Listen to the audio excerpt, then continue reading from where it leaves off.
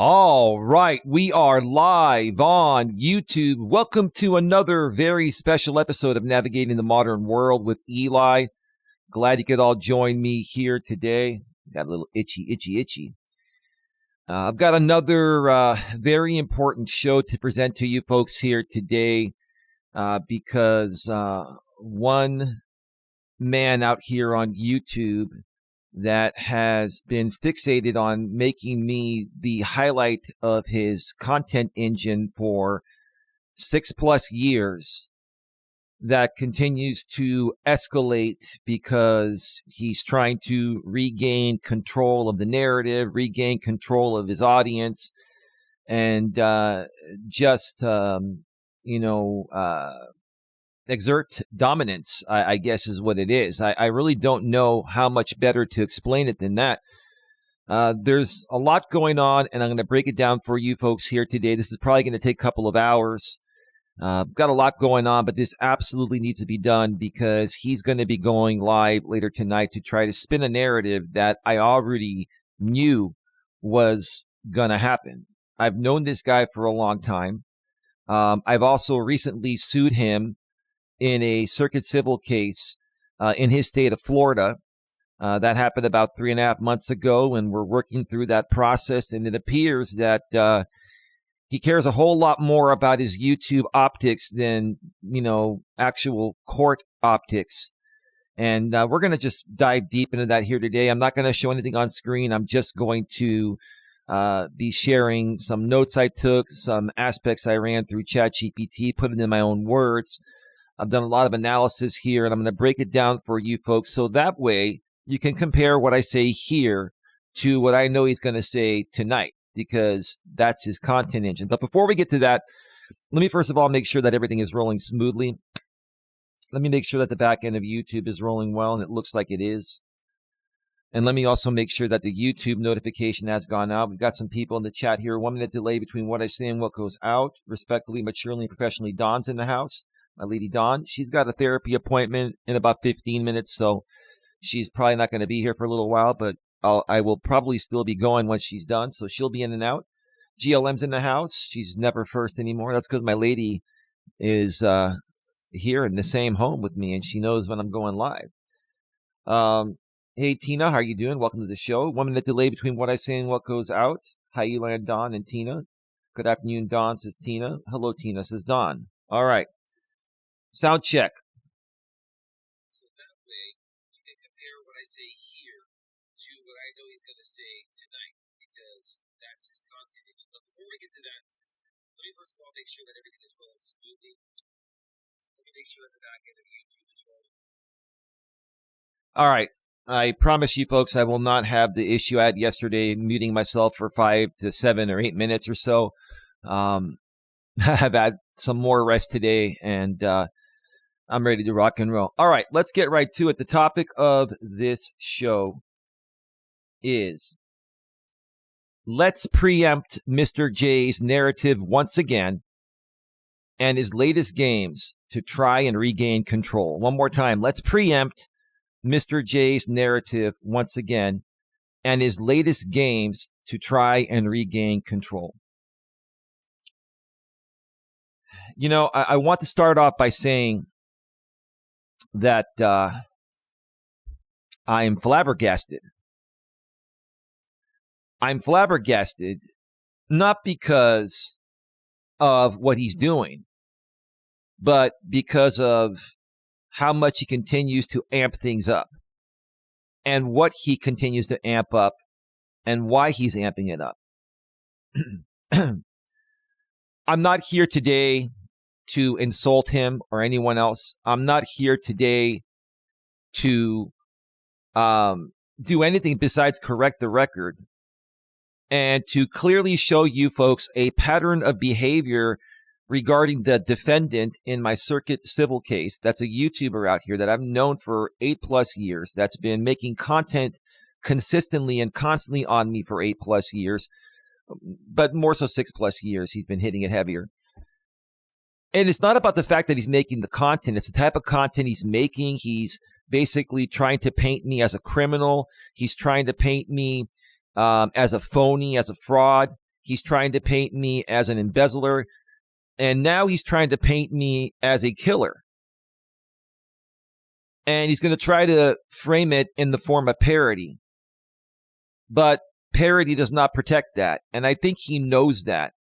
And I think he's pushing the lines on purpose because he needs something shocking about me all the time to fuel up his audience, to juice engagement through community postings, through YouTube shorts, through YouTube pre-recorded videos where his audience has subscribed, banged the bell, and selected all notifications so they get notified right away, and to dogpile in the comments section, to enrage these people so then when he goes live, like he's going live tonight at 8 Eastern, 5 Pacific, I will probably be doing a Walking with Purpose stream around that time.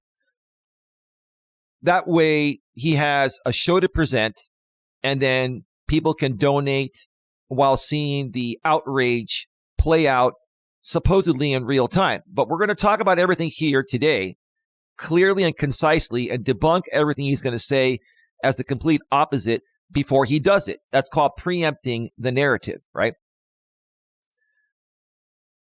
So I've got a lot of notes here. Lots of notes. Wow. Let's get right to it. So I asked ChatGPT a bunch of questions to get its opinion. And I have my opinion. It's pretty much in alignment. I feed it the right information. Okay. I asked ChatGPT, was this planned? And they said, yes, this was planned. What you're seeing is a classic preload, perform, clip, monetize cycle, and the timing confirms it. What's actually happening? The clean, grounded analysis. The filing plus the short plus the stream title are one package. So this guy filed a filing with the court late last night. I believe it was 1:58 a.m. Eastern time, his time. So that's 3 hours behind on my end. This guy's been working on a filing because that's part of his narrative he wants to present to you on that stream tonight. And I'm going to go over the filing and completely debunk that and completely debunk how he selectively, quotes things, maybe like misparaphrasing, right? And adding things as quotes or as a quote into his filing that I never said on the stream he filed on. He filed on my stream a couple of days ago when I did a pure parody / satire skit mocking him and, a courtroom setting. Perfectly legal. I didn't defame him. I didn't say anything that wasn't true. I didn't insult him. I didn't defame him. It was pure satire and parody. And I guess that apparently triggered him. But I did it right. I'm not accusing him of any criminal behavior. I'm not trying to paint him as a killer. I'm not trying to paint him as an embezzler. I'm not trying to paint him as a phony or a fraud. All I'm doing is calling out his really, really crappy, hostile, and ridiculous behavior that he continues to amp up because that's his YouTube game, right? So what's actually happening? The filing plus the short. He did a short on me called Coach Killer, right? Basically labeling me as a killer. And he's going to try to spin it as, oh, this is parody. If you can do parody on me, I can do parody on you. Sure. But you can't make parody that paints myself or a caricature of me, like you did, as a killer. And you knew I was going to respond to this. And I know you're going to respond to it. And I know you're going to try to flip it and frame it as, hey, if he can do parody on me, I can do parody on him. You can do parody on me as long as you're not trying to paint a caricature of me as a killer to an audience that knows the caricature in that video is me, and that's the only reason why they're there. And that's why you're doing it, to get those people there and enrage them to show up on a live stream and then donate money to you, right? So the filing plus the short plus the stream title are one package. This isn't random behavior. It is a content stack. Yesterday, late night filing creates legal drama artifact. Then violence coded short primes the audience emotionally. Yeah, get them to dogpile me in the comments section and get them to feel outraged. Get them to feel like I'm completely the worst piece of garbage that's ever lived. So then you can have your stream and incite donations. Now, scheduled stream with an inflammatory title equals harvest engagement and donations. That sequence is deliberative, narrative scaffolding, not reaction. You're right to clock that the filing wasn't about court. It was for the show. You didn't file that for the court. Your filing was rushed. Lots of mistakes again, all over the place. And yes, we will bring that up in court when the time comes. But right now, you're using this filing for YouTube content. It's quite obvious. It's extremely obvious, right? So I'm going to do my quote now in case I'm still on my call. I will still be live once you're done, babe. But if you want to put your quote out now, you can. No problem. No problem at all. You can do another one afterwards too. You can do as many as you want. So what's really going on here? The defendant is running an escalating, engagement-driven harassment campaign that repeatedly targets a real person by name and likeness, misrepresents him through ridicule, which is me, and false narratives, and now introduces violence-coded imagery to intensify attention, provoke reaction, and mobilize a hostile audience. The defendant posted a short titled "The Coach Killer Coming Soon" with knife and demon emojis in the title and a trailer-style ending. I'm not making legal accusations on stream, but I'm saying this: content that frames a real person with violence imagery is not normal commentary, and it is something I take very seriously. I've preserved everything, and I'm handling it through the proper channels. That's the Circuit Civil case. So yeah, I asked ChatGPT again if the defendant is crossing the line. Yes, in my opinion, the defendant is crossing the line here, not necessarily into automatic arrest territory. Yeah, this is not about arresting him, but clearly past normal parody or commentary and into escalation that carries legal and platform risk. That can also get flagged down.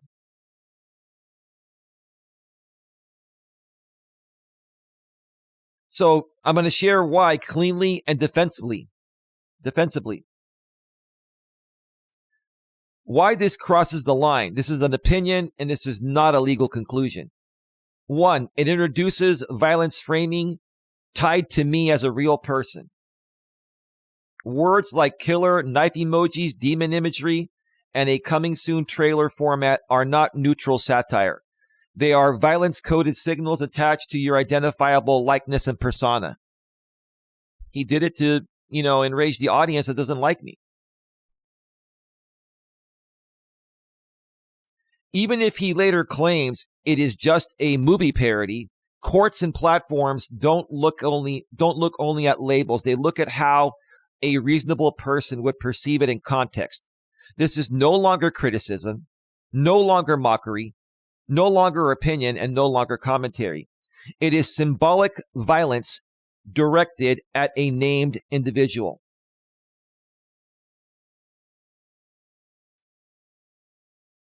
My lady says, calling someone a murderer without facts isn't free speech. It is a lie with consequences. One more time. Calling someone a murderer without facts isn't free speech. It is a lie with consequences. Oh, yeah, lots of consequences here. I mean, he can have his stream denied. He can incite donations. He can make whatever he wants. All of that's going to be put right in front of Judge Stacy in the Circuit Civil case. For right now, he's going to enjoy the ride. That's what he's going to do. He's going to try to enjoy the ride. And he'll have to answer to all of it later. Number two, context matters, and context is bad for him. If this were a single isolated joke with no history, it might land differently.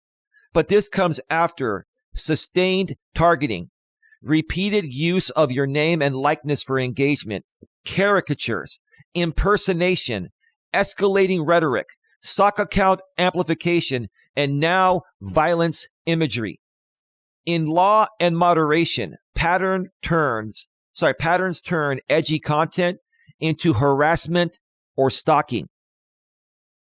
This guy right now is dancing the lines like he did with Granny's Watching Jess when she got a restraining order on him a few years ago, a 3-year restraining order for him doing something similar, but it was an actual death threat. He used another creator's, Markiplier's video that was, talking about if I could do blah, blah, blah, then I would, but I can't, but I've thought about it, meaning, take someone out, right? And then he put Granny's Watching Jess's picture in it, and he tried to claim it was parody and satire. The courts weren't buying it. He appealed the case and lost the appeal. They weren't buying it. They saw it as a clear death threat, and he got a 3-year restraining order on him. And he's dancing the lines of also getting one from me.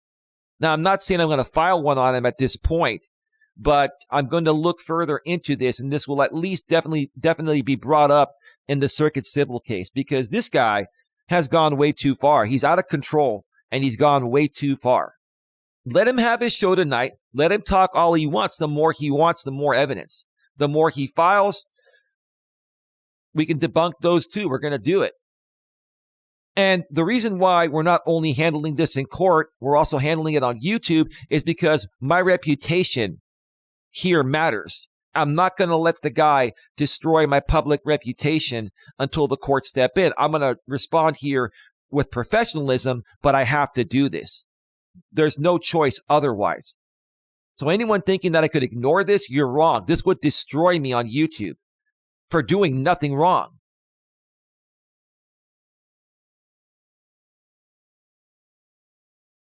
This short is not evaluated in a vacuum. It is evaluated as an escalation in a course of conduct. Number 3, the comments show how the audience is interpreting it. I've screenshot all of that. I've got everything. I've downloaded the video. I've got it all. This part is important. Comments like, based on a true story, can't wait for the movie, Coach Killer or Killer Coach, this looks just like him from last night. So your audience, sir, has validated that this is me. Shows that viewers are connecting the violence framing to you personally, not treating it as abstract fiction. That undercuts any claim that no reasonable viewer would take this as directed at him. It was completely directed at me. Put a 1 in the chat if you agree this is directed at me.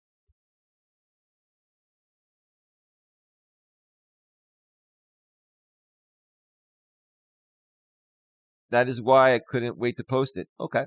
Yeah, I agree. Yeah, babe. Number 4, this is exactly where platforms start taking action. Even if a judge never issues an injunction over this alone, platforms routinely act on this type of content because it suggests harm towards an individual. It uses violent symbolism. It invites hostile audience participation. YouTube does not require an explicit "I will kill you" statement. Implied or symbolic threats tied to a real person are enough. That's a caricature of me he's using in there that his audience knows is me, and he knows it. He's going to try to argue it otherwise. I don't care, sir. Argue it all you want. You can argue it all you want in front of your court of public opinion audience, whatever. Argue it all you want. Do your show, right? Do what you got to do. I'm going to bring this up in court, and you and I can legally argue it there. How's that? Okay? In the meantime, I'm going to save my reputation out here from further being tarnished by you. The correct way to think about this strategically, is this automatically a criminal threat? No, not by itself. I'm not accusing him of, he's not making a death threat towards me. I'm not accusing him of that. Is it normal parody or fair commentary? No. Is it escalatory, reckless, and crossing a line that creates real exposure for him? Yes. This is the kind of content that strengthens a harassment / cyberstalking narrative, supports a pattern of conduct argument, justifies platform enforcement, and looks very bad in hindsight if anything else happens. So, if something happens to me, sir, they're going to look into what you just did. So to sum this part up here, in my opinion, using violence imagery and calling a real person a killer goes beyond commentary. I'm not here to dramatize it, but that kind of framing isn't normal discourse, and it is not something I'm going to ignore. I've preserved it, and I'm handling it appropriately. Bottom line, yes, he crossed the line, not because it is offensive, but because it introduces violence symbolism tied to a real person with an ongoing campaign, which is exactly where legal and platform systems stop giving the benefit of the doubt. Based on what you've described and preserved, the defendant is depicting you as a killer through caricature, title, emojis, trailer framing. He is not explicitly threatening to kill you, and I'm not accusing him of that. He's not making a death threat, but he's painting me as a killer. People know me as Coach Eli out here. Even though I don't use that title anymore, I still have the rights to it. It's my title. I just don't use it. That distinction matters legally and strategically, and it actually strengthens your position, not weakens it.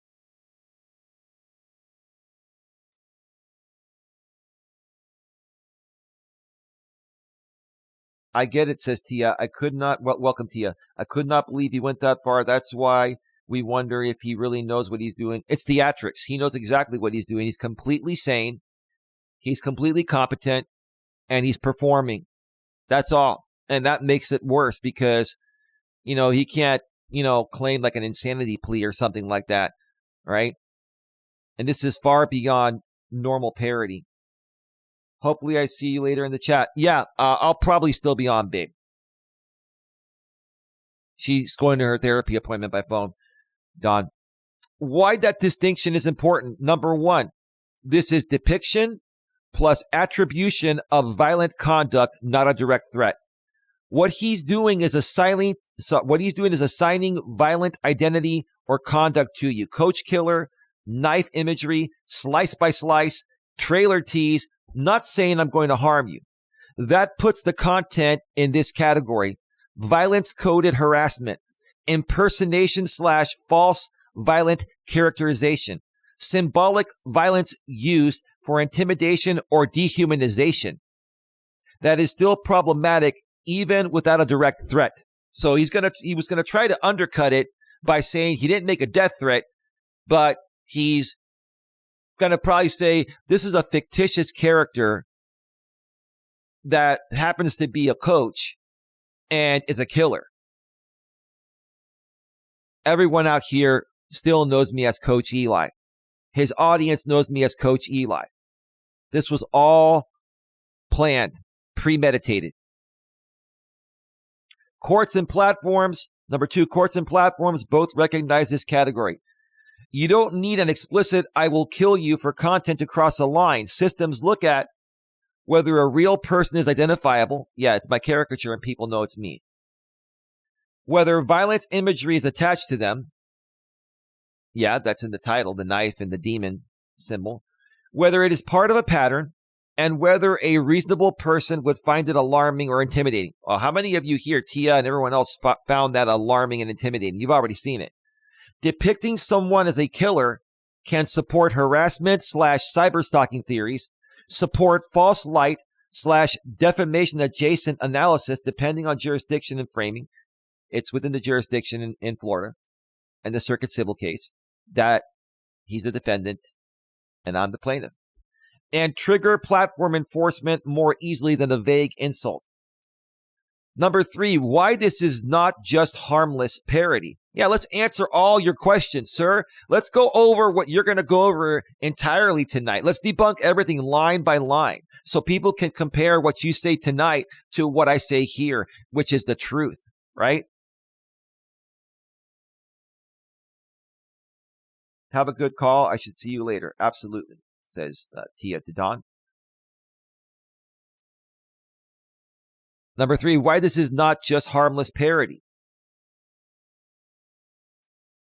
Parody normally exaggerates traits without assigning serious crimes or violence to a real person in a way that audiences read as personal. Yeah, he could have just made fun of me. He could have just said, he could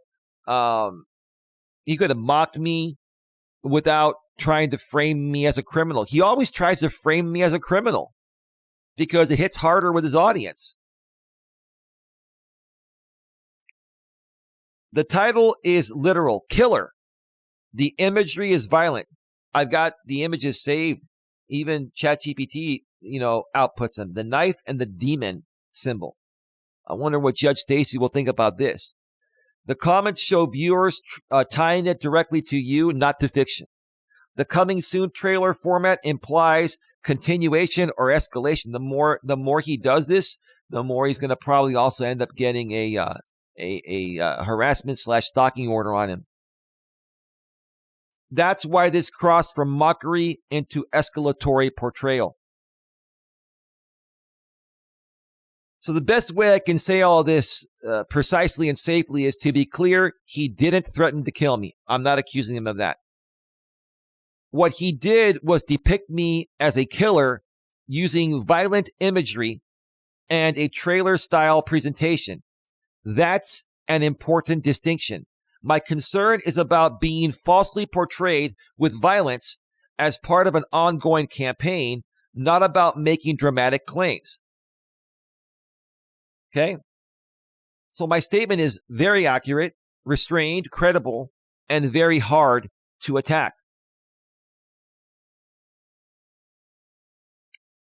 Bottom line, you're right. I'm right. I know I'm right. He depicted you as a killer. He did not directly threaten to kill you. And even with that distinction, yes, he crossed the line by attaching violence imagery and criminal identity to a real person with an ongoing targeting pattern. He knows exactly what he's doing. He knows exactly what he's doing. He also knows the platform risk. He also knows the court risk. He knows the risk. Right now, all he cares about is how people see him on YouTube, and he wants to try to remain the dominant public figure over me. I'm not competing with him. I don't care if he wants to feel like he's better than me or the dominant person. I'm not competing with him, but to him, he's competing, and he's trying so hard to show his audience and all of YouTube that he's so much better of a person than me. He's more dominant than me. He's in more control than me. And you can have all that, but do it in a way where you don't violate me legally. But if he does it in that way where he doesn't violate me legally, it won't hit hard enough to keep his audience around. If you agree with that, put a 1 in the chat.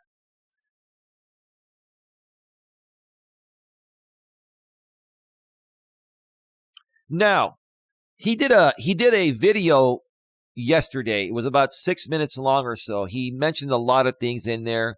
I talked about part of those things regarding the I believe you embezzled, which I'm going to debunk that right now because it is so great when someone talks and then you can take the transcript and you verify. You always want to verify the transcript to the actual words because sometimes the transcription is not perfect. It's close, but it's never perfect, right? Okay. I verified all of it, right? I already debunked the part of he's trying to blame the person that originally put out the I believe you embezzled, or not the I believe you embezzled, that put out the embezzlement, statement about me that I embezzled from my former company, which I never did. Okay. And he's trying to blame shift it and say, hey, this person's the one that said it. Why are you coming at me? Because you continue to amp it up. And that person has completely withdrawn and been respectful. You're not being respectful. You're using it for content. And not only have you not stopped saying that you believe I embezzled, you made a full video of it using R. Kelly's I Believe You Can fly. You copycatted that. You didn't even create your own music, right? You made your own lyrics. You transformed it. Fine, I'll give you that. But you used my caricature and your caricature in that video. Any reasonable person, including the judge, is going to see that's you singing to me, painting me as a criminal, right? It's my caricature that is identifiable by your audience and mine, right? And anyone that would see a real picture of you or a real picture of me, right?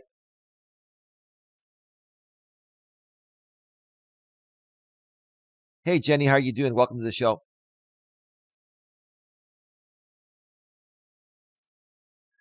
And then he started to talk about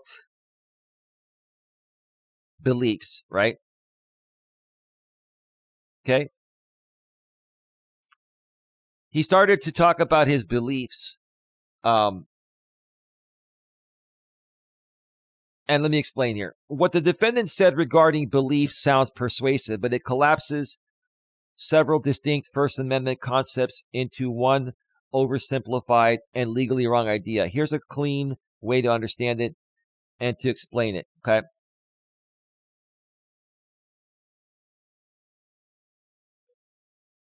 You know, he's tried to say that if I believe something that's not actionable and it can't be defamatory. I think he knows otherwise. I think he's run all of this through ChatGPT and Google AI and whatever. He knows this, but he's performing. He has to perform a certain way to his audience without ever letting off the gas, or else his whole presence out here gets demolished, right? The clean difference between my parody / satire and his. There's a difference between clean satire that critiques ideas or behavior and violent branding that labels a real person the killer. Yeah, all I did was poke a little fun in a courtroom setting. And I didn't misstate anything. It was true. For the most part, it was true, and the rest of it was satire. I didn't defame him. I didn't harass him, right? I didn't threaten him. I didn't do any of that. I didn't paint him as a killer or an embezzler or as a phony or a fraud or anything like that. One is commentary, the other is escalation meant to keep a targeted audience dogpiling. That's what he wants, that audience to keep dogpiling his comment section, right? To juice engagement, right? Why my parody was clean is a strong anchor. A judge or platform moderator will often look for exactly this contrast. Your parody, clearly a skit about conduct / arguments, not assigning violent criminal identity. His parody attaches violent criminal framing to your likeness, even if coded to his audience, amplified by comments, interpreting it as about you.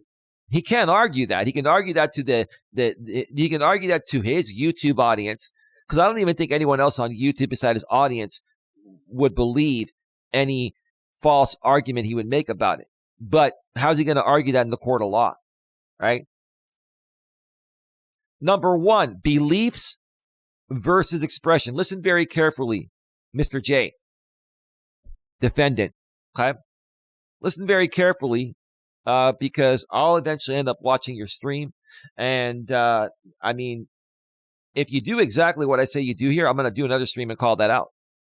That's how it's going to go from this point on until you stop. I have the right to defend myself.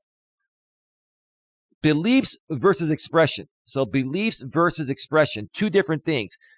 A belief itself, what you believe in your own mind, is absolutely protected. So whatever you're thinking in your head that you don't say out loud, right?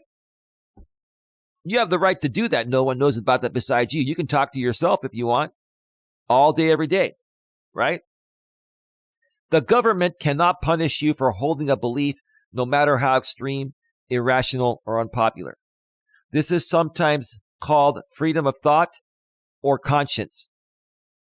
Expression of belief. Now listen very carefully, defendant.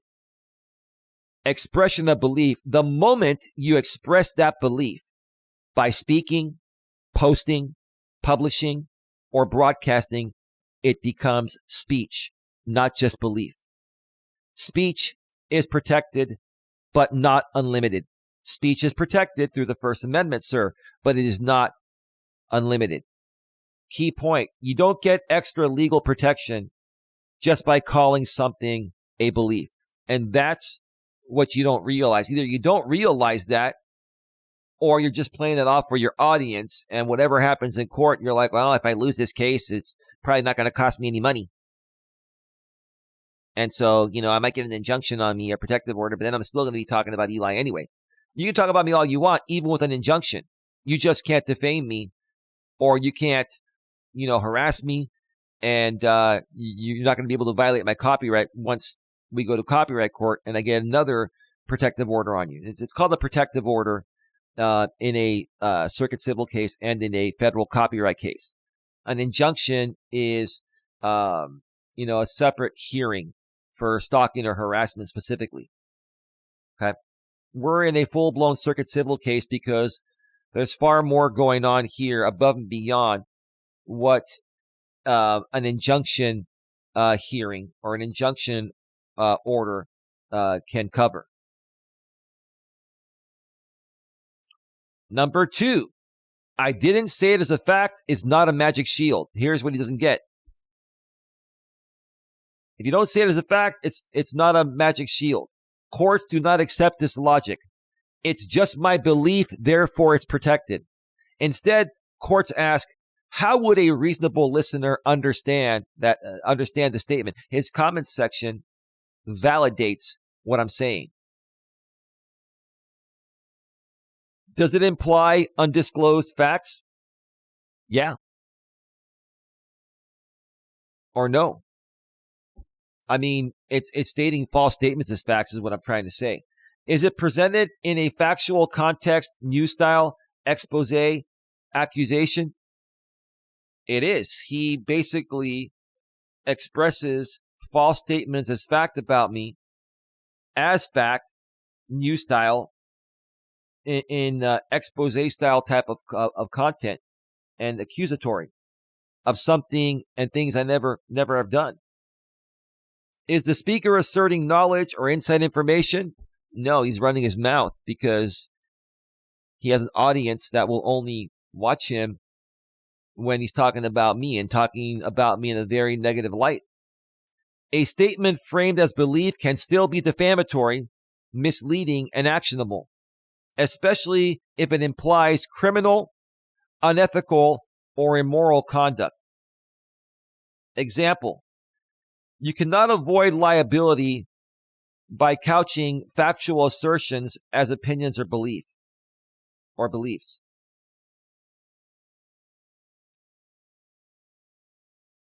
Hey, Lewis, how are you doing? Welcome to the show. Great to see you here. Great to see you here.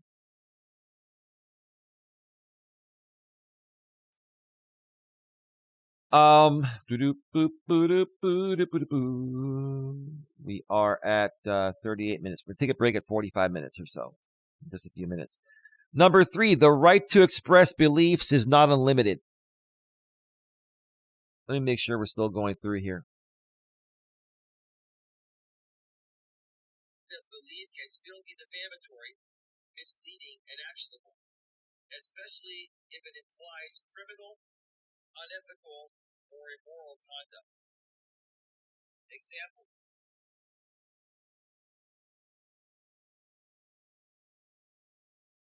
Okay. Yeah, we're still good. We're still good.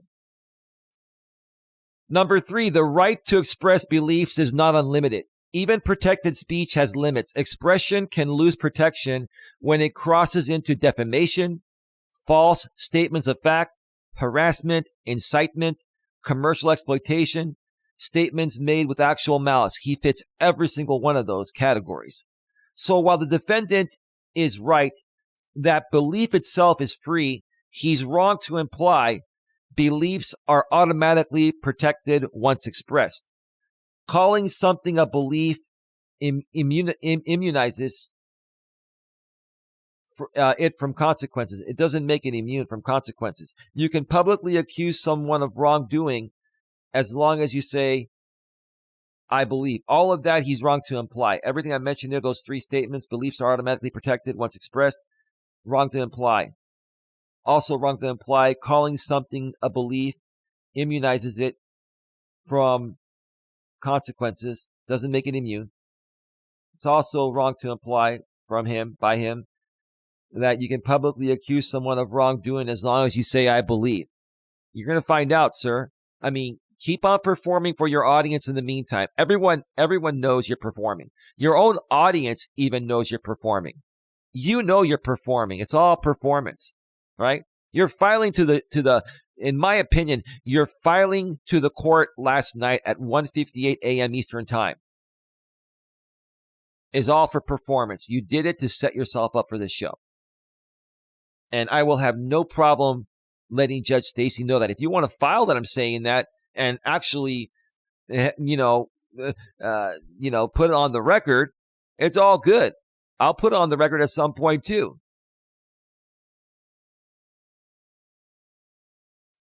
All of that is not the law. Number 4, why this matters in plain English.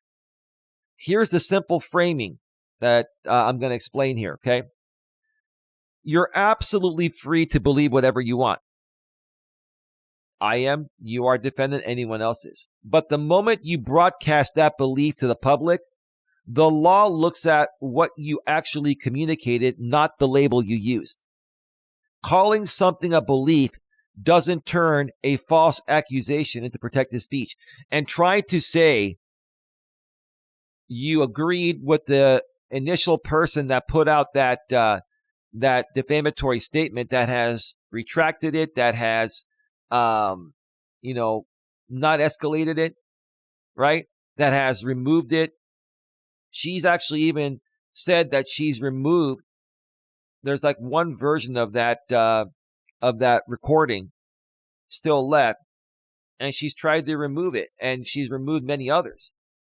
And then you're trying to spin the fact that she put in a court filing regarding this. That's between you and her, okay? That's between you and her, okay? I think you made her do that, in my opinion. That's just my opinion, okay?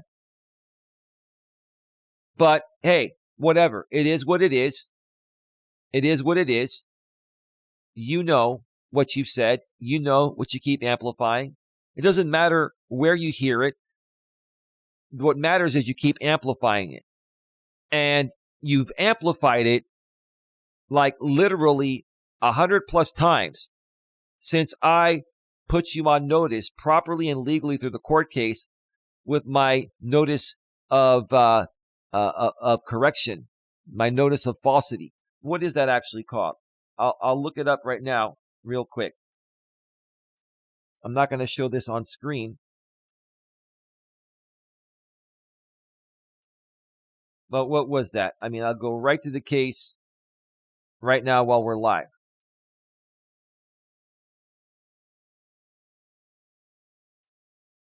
Let me see here.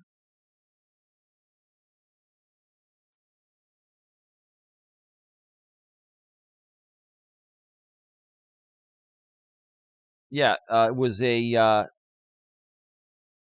correction and preservation letter. You were put on notice legally, properly, and professionally from the court since October 22nd, 2025. Okay? So you've been on notice for almost 2.5 months. And you continue to escalate. How do you think that's going to look in front of Judge Stacy?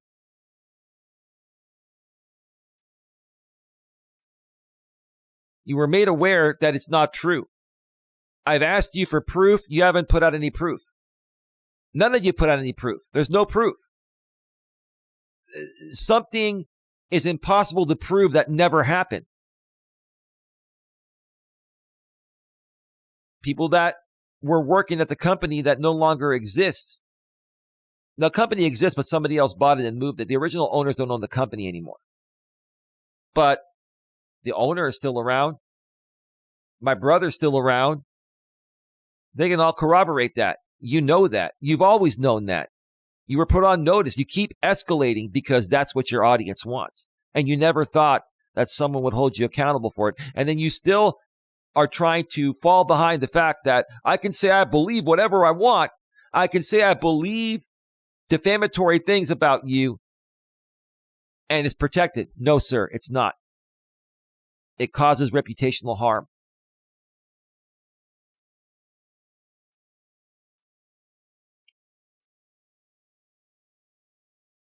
All right, sorry, folks. I got to get through this. I'm not paying attention too much to the chat. Why this matters in plain English. Here's the simple framing that I'm going to mention. Yeah, you're absolutely free to believe whatever you want, but the moment you broadcast belief to the public, like I said, the law looks at what you actually communicated, not the label you used. Calling something a belief doesn't turn a false accusation into protected speech. Or even tighter, freedom of belief is unlimited. Freedom to accuse people publicly is not. And framing it as belief does not change the underlying aspect of what you're saying. That's what they're saying. You know it. You can try to spin it any way you want to your audience. You can try to incite and get donations for it. You can do whatever you want. When we go to court, I look forward to seeing your defense on that. Not only did you do that, I believe you embezzled thing between a full-blown 4+ minute video, then you made a short about it to juice engagement. Now you're framing me as Coach Killer, and you're trying to use all of this parody, which you can use parody as long as you don't try to frame me as a killer or a predator or a criminal when I'm not. And using my character that's easily recognizable by your audience and mine and anyone that knows us. Come on.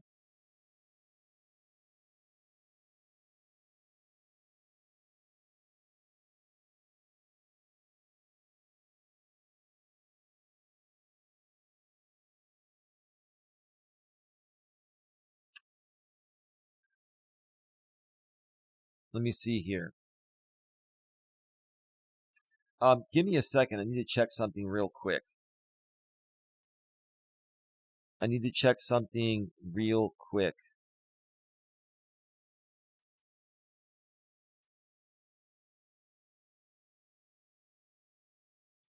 think my PDF.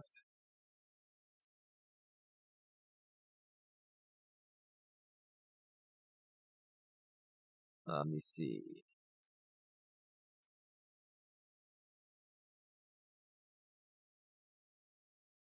Let me see.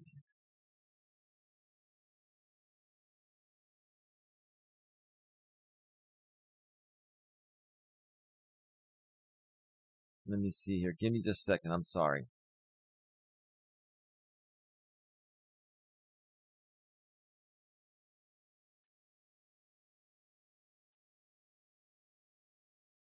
Give me a second. I think I need to re-output this on the fly here.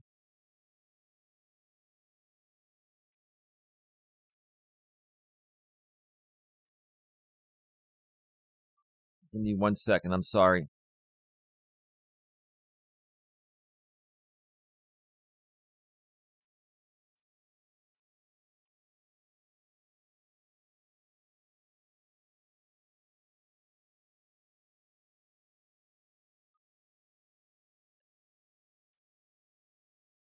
Give me a second here.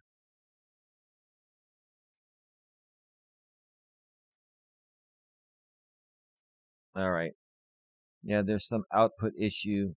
I may have to read off of my Word file. Yeah, give me just a second, folks. Sorry about that.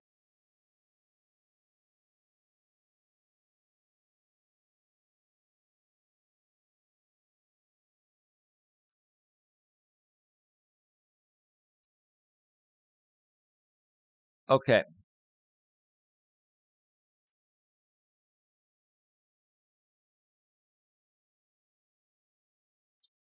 So here's the bottom line. Beliefs in your head are fully protected. Expressing beliefs is not unlimited. I didn't say it as fact. Is not a legal shield. Opinions and beliefs can still be defamatory. Courts care about effect, context, and implication. not semantics.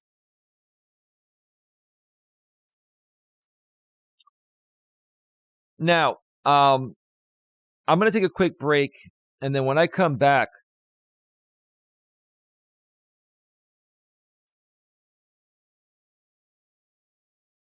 hang on.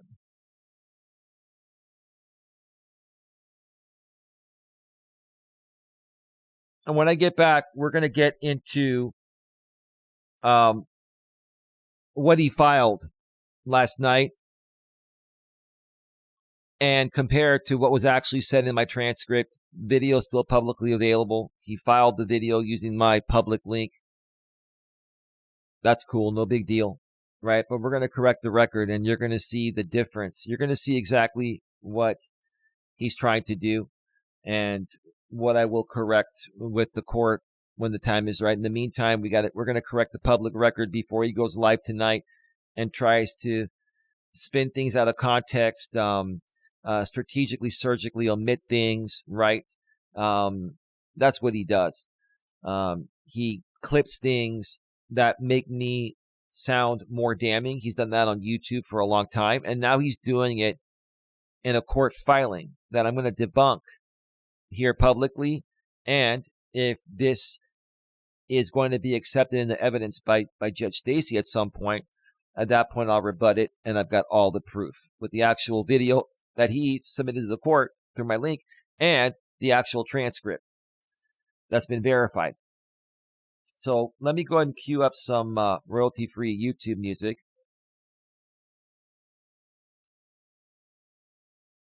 And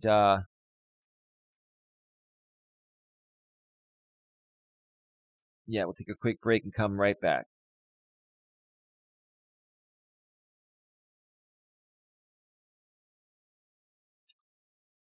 Let me see.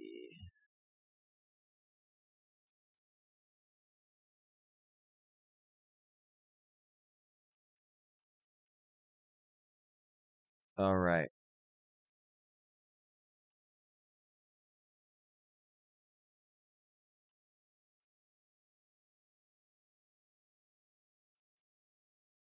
All right, music is all queued up. I'm going to step away for about a 5-6 minute break or so, maybe a little shorter, and we will see you all on the flip side. Stick around. We'll be right back.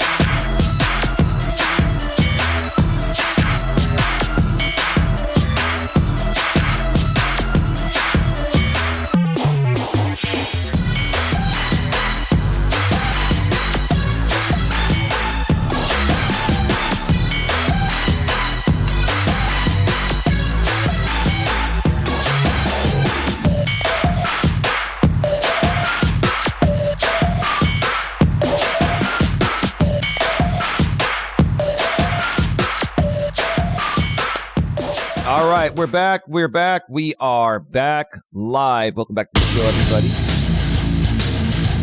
Yeah. Ethan Mixel, march on. Gotta love Ethan Mixel from the YouTube audio library.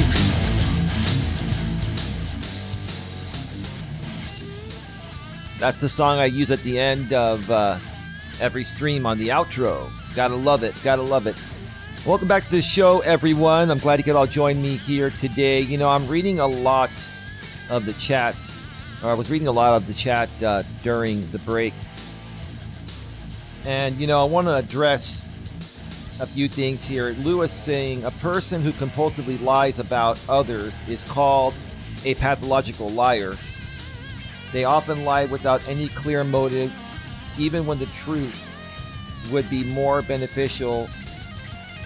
That is the defendant. Well, no, the truth actually, Lewis, and this is where the lines get blurred between what's actually going on and what the defendant, Mr. J, wants people to believe. If he were to agree to the truth, which is the truth speaks for itself, then he would lose his audience and he would lose, you know, his monetization and his engagement and all of that. And here's the thing. There are many YouTubers out there that do drama content. There are many YouTubers out there that talk about other people. That is not the problem. The problem is he's fixated on me, primarily me, usually me, because the majority of his audience are Eli haters. And so it's an ongoing fixation that has turned into a defamation for dollars campaign. And it's affecting my reputation. It has completely affected my reputation. That's why he's being sued. He's been sued in a circuit civil case. And that's why I'm here now constantly correcting the record, because my reputation means the world to me. I do care about my reputation on and off of YouTube. And I'm not going to let someone playing games with my name and likeness, you know, to fund his life. It's just not right. It's not right. I will not stand for it, but I wanted to, you know, clear that up. I get what you're saying, Lewis, and that's what most reasonable people would think, which is what you said. But what I mentioned is pretty much spot on what's going on. Yeah. Anyway, you know what? Let's just scratch it and get right back down to business. All right, let me make sure that everything is rolling smoothly here. Okay. Let me make sure people can hear me. And that's why I'm here now constantly correcting the record, because my reputation means the world to me. I do care about my reputation on and off of YouTube. And I'm not going to let someone playing games with my name. And all right. Another interesting note. It's interesting what's happening. There may or may not be some rebroadcasts going on unlisted. If I had to guess, probably not. I don't know. But I'm realizing why the numbers have even why the numbers have gone down even here on my end. You know, the numbers that are here are probably, if I had to guess, genuine numbers from people that actually want to support us. We have 26 in the box. We have 27. We have around 30 to 35 or so in the show. I even think his audience is being fatigued by this. I think there are a lot of people that are just seeing this as the same old song and dance, and it's just not interesting anymore. And I think a lot of them realize, because we're in a circuit civil case, if they contribute to defamatory comments, they could essentially become parts of exhibits. They can become a part of the case, if necessary, to subpoena them for testimony, right? And so I think a lot of people have kind of just walked away from this whole thing, at least on his end. And I think that the support that we're getting here, which is now currently 27 people, is genuine support. And we want to really thank you folks for that. We are grateful and thankful for your support. We're going to keep growing this the right way. We're going to continue to stand up for ourselves. And we're also here to stand up for anyone else that's been wronged. We're here to support you personally, professionally, and in any way possible. All right, let's continue here. I'm going to correct the record on one filing. I'm not here to insult anyone like I mentioned at the beginning of the show. I'm here to be accurate. If you're going to quote me in a court document like the defendant did, quotation marks must reflect my actual words. In Exhibit 59, he placed quotes around words I did not say. I'm going to show you the transcript context. I'm not going to show it to you. I'm going to read it to you. And then I'll just move on from it. Once it's said, right? So I asked ChatGPT, is he reaching? And ChatGPT said, yes, he's reaching, and it is pretty ridiculous. In the specific documentable way that matters most, he put quotation marks around words that are not in your transcript. Example, order in the court. Sir, I never said order in the court. You said I said order in the court. I don't even recall saying order in the court in any of my streams until right now, calling you out for quoting something in your latest filing that I never said, at least in that stream that you filed. So why would you do that? Are you just, using ChatGPT to output something quick, and you're more concerned about filing something for YouTube optics so you can go to your audience and say, hey, I filed this, he's going to be in trouble now? Instead of double, triple checking your work. I use ChatGPT too, not all the time. I use ChatGPT, Google AI, Google Search, etc. But I double, triple, quadruple check every filing for accuracy, because these AIs are only as accurate as what you feed them. And even when you feed them accuracy, sometimes they could mistakenly output something that is irrelevant. So let's go over each section and compare what the defendant filed to what was actually stated in my transcript.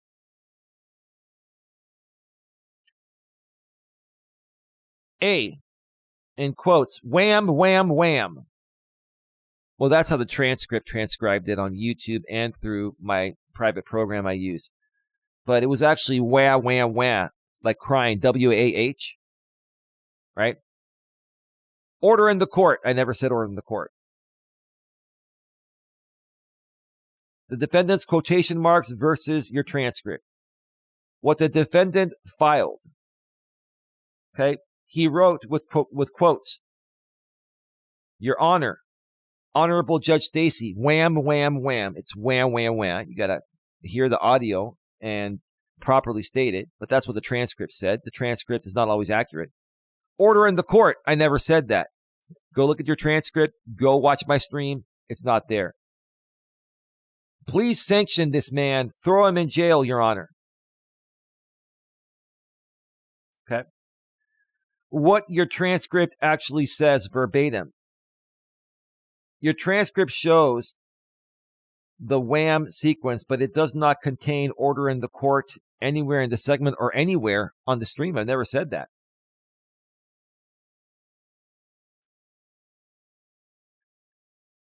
Wham, wham, wham, wham. Your Honor, if you don't know one thing about me, later you do say during the same parody run, please sanction this man, throw him in jail.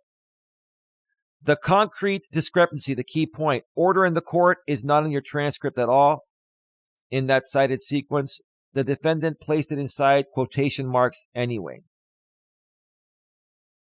On the wham versus wham issue, your transcript shows wham, wham, wham, wham, but whether you audibly said wham like a baby noise is an audio question. Yeah, we'll just play the actual stream. I did say wham, wham, wham, like a baby crying. That doesn't matter, not a big deal.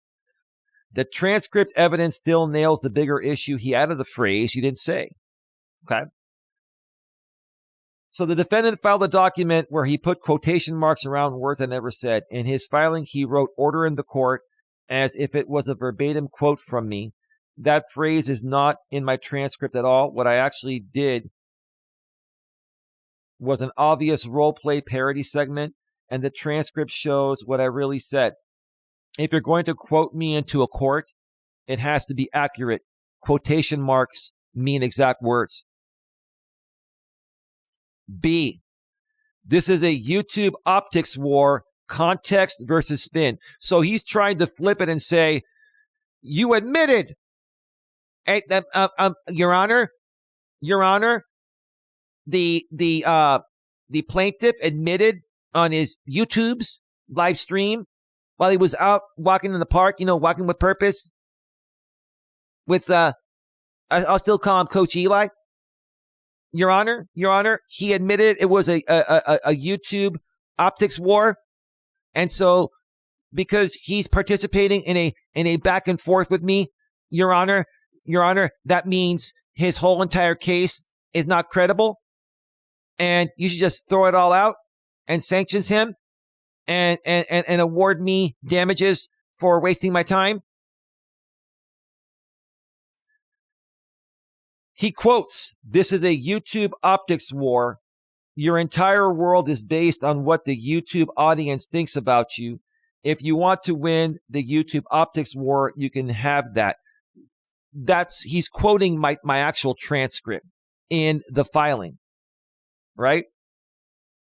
What your transcript actually says verbatim. Let me read to the audience what he left out. You leave it out, sir, because in the right context, I sound reasonable. Out of context, you sound like the boss. You sound like the man, right? I can understand you doing this on YouTube, but you filed it out of context in a legal official court filing. Wow. Your transcript shows you framed it as your opinion about his motives, while repeatedly contrasting it with your purpose. Reputation, record correction, evidence access. This is what I said. Your entire world is based on what the YouTube audience thinks about you, which this is not a war to me. I said this is not a war to me. I still say that. This is not a war to me at all. But to you, it is. It is a YouTube optics war. And all I'm trying to do is be reasonable with you. I'm not saying I'm creating the YouTube optics war. I'm saying to him, it's a YouTube optics war. And then I said, I am not trying to conceal evidence. You are using this as part of your YouTube optics war towards me. How about you put the entire quote there, sir? Because you would have nothing. I am not trying to conceal evidence. You are using this as part of your YouTube optics war towards me. That's me on my stream saying that to him. And then I also said verbatim on my stream in the transcript, I don't care about the YouTube optics. I care about my reputation and my business's reputation. I'm going to correct the record every time. And then I said, I don't compete with you. I don't care about the YouTube optics war like you do. The concrete discrepancy, what he's doing rhetorically. Oh, we have 36 in the box right now. Wow.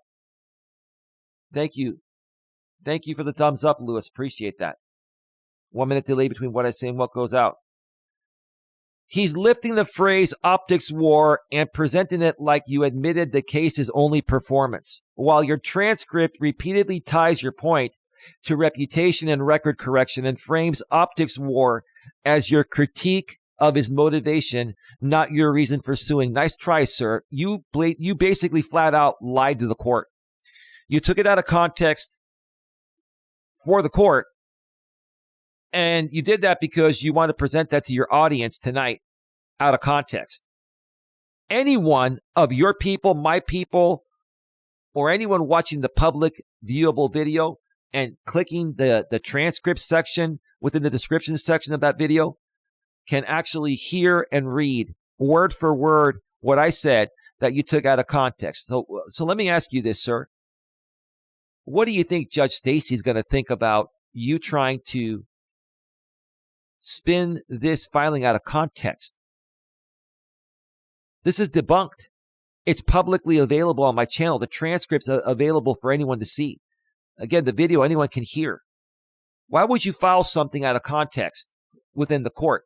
I can understand why you would try to explain something out of context to your audience for theatrics, but why would you do that in a court filing, sir? That was not the smartest move. Not the smartest move in the world, sir. And you thought you're going to pull that past me? You're not going to pull anything past me. I'm keeping a close eye on everything you say and you do about me because I have the right to defend my reputation, and I'll keep doing it. I'll keep calling out your lies. I'll keep calling out all the things you're saying about me that simply are just not true. Here's my correction. When I said YouTube optics war, I was describing what I believe he is doing, not why I filed my case. My transcript makes that clear. I repeatedly said, this is not a war to me. And I specifically said I care about my reputation and correcting the record. Pulling one phrase out and pretending it changes the meaning is exactly the kind of spin I'm addressing. He's been doing this to people, not just me. Primarily me, but not just me. He's been doing this to people, taking them out of context, so he looks like the boss, so he looks like he's in control, so he looks like he's the man in front of his audience, right? Because putting out the actual truth about people would get him no traction, in my opinion. C, I'll shut my mouth 5 to 10 seconds. He labels it mocking. Transcript shows it is a plan for courtroom restraint. Man, this guy, he's such a manipulator. He takes everything out of context. Maybe he's out of context completely, right? What the defendant filed, he excerpted, excerpts. I'll shut my mouth. I'll answer in 5 to 10 seconds, and labeled it impersonates and mocks. He's saying I impersonated him and mocked him. What my transcript actually says, you got to actually go there, sir. You got to go to the video and compare what I was saying in my actual voice and what I was actually mocking as parody. And then you have to separate that in your filing. But I'm going to do that here for you to correct the record publicly because I care about my reputation, sir. Okay. What your transcript actually says verbatim, you're describing a courtroom plan to be concise, respectful, and non-interruptive. This is what I said. I'm going to do a 30 to 60 second opening statement, and then I'm going to shut my mouth, and then my responses will be 5 to 10 seconds. I said, I will not interrupt you. I will be cool, calm, and collected. And then I said, I will handle myself respectfully, maturely, and professionally. The concrete discrepancy. His mocking impersonation label doesn't match what the words are doing in context. You're outlining restraint and courtroom decorum, not ridiculing them. So here's the correction. He clipped my words where I explained my courtroom plan. A short opening. Then I answered the judge respectfully and briefly, and I don't interrupt anyone, including him, right, or the judge. I only answer when the judge asks me, and when the judge asks me, I answer quickly and concisely in 5 to 10 seconds and then shut my mouth. That is the opposite. It is me describing restraint and professionalism. I'll let him talk all he wants. I just need to briefly explain what's going on and then turn it back to him, and him and Judge Stacy can talk. And when Judge Stacy gives me permission to talk, I'll briefly talk. I'm not going to overwhelm her and the court, and flip it right back to what the defendant wants to say to her. I mean, it is what it is. How in the world can that be spun out of context? The video is still live. The transcript is there within the YouTube video at the bottom of the description section. Come on. I mean, this has got to be the most ridiculous thing I've ever seen. Like this guy has got to be the most ridiculous person I've ever encountered in my life, and will probably ever encounter in my life. Okay. The ChatGPT script, Judge Bowie parody. I did a parody on my stream the other day regarding the former stalking case he filed on me, the frivolous stalking case he filed on me that was dismissed for insufficient evidence. What it really is in your transcript, the defendant also excerpted. I'm here today reading from a script here from ChatGPT. Well, the transcript said BT. It's actually PT. Sometimes, the transcript is not transcribed properly. You've got to correct that manually on your end, sir. But that's what it says in the transcript. GBT, not PT, but it's GPT, I mean. Your transcript shows this appears inside the extended parody segment where you're openly role-playing his prior stalking case posture. Here's what I said. I said, I'm going to tell you the same thing that I said in the Judge Bowie case. And I was mocking it as parody. He's going to go and gloat on YouTube, make fun of me on YouTube because I failed to get a fraudulent RO. And then I said, YouTube is my entire life. My entire identity is on YouTube. I did that in mocking format. But, I mean, that's what it is. I mean, come on. So, my response, my correction, yes, I did an obvious parody reenactment referencing the prior stalking order attempt, and it is plainly presented as role-play commentary. A parody segment isn't a factual claim about what someone literally said in court. It is criticism through satire. And I didn't say anything that didn't happen. I was poking fun at the fact that this guy tried to get a fraudulent RO on me, and I believe he did it for YouTube theatrics. And I believe he did it because a lady in his group pushed him to do it, in my opinion. This one is funny. This one is funny here. Is Dawn back? Hey, babe. Welcome back, babe. See, I'm still here. I'll be on probably another 45 minutes or so. D, your first name is the same name as my mom. What was actually said and what wasn't. What the defendant filed. He claims you inject a private family reference. What your transcript actually says verbatim. In your parody, you said, your first name is the name as my mama's name. The key accurate point, you're right to note in the transcript, you do not name his mother. I never named your mother. I said that your mom has the same first name as the judge. I never mentioned her name. I never mentioned the judge's first name. I could mention both. Your mother's been a public figure on your channel. There are a few videos you put her out there, right? You're a public figure. You are subject to commentary and criticism, right? You've talked about my mother many times. You've talked about my brother. You've talked about my girlfriend. You've talked about my family. Why can't I talk about yours in a satire way? Because you don't like it when it's working on my end legally and respectfully and within the terms of service on YouTube. And you have to paint me as a criminal and defame me in order to, get the same kind of emphasis to hit hard on your end. Right? The key accuracy point. You're right to note in the transcript, you do not name his mother. The transcript only references my mom, my mama, not a name. He doesn't like it when people talk about his mama. I don't like it when people talk about mine, but they have the right to do so. And all I said is that, the judge's first name is the same first name as his mom. What's wrong with saying that? I'm not even mentioning the name of either one. And he's getting triggered over that because he just doesn't like it when people talk about his mama. Okay? I wasn't saying anything negative about your mother.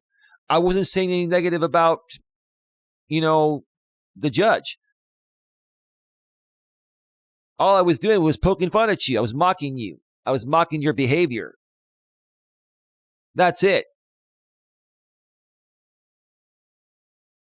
My correction, In the parody segment, I never named anyone's family member. The transcript shows I referred generally to my mom in a joke about a shared first name without naming anyone. If someone wants to criticize the taste of a joke, fine. But don't misstate what I actually said. Don't do that. You take me out of context because it's more damning to your audience, sir.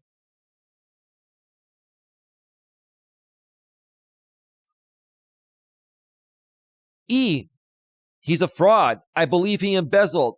I can believe whatever I want, even if it is not true. So he pulled that from my transcript. What the defendant filed, he frames this as you falsely associating him with criminal accusations and indifference to truth. That's the furthest thing from the truth. What your transcript actually says verbatim. Your transcript shows these lines occur in the same continued parody courtroom voice.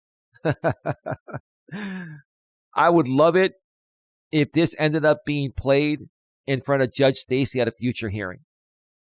I would love the defendant, Mr. J, to pull up this clip, right, at the hearing with Judge Stacy.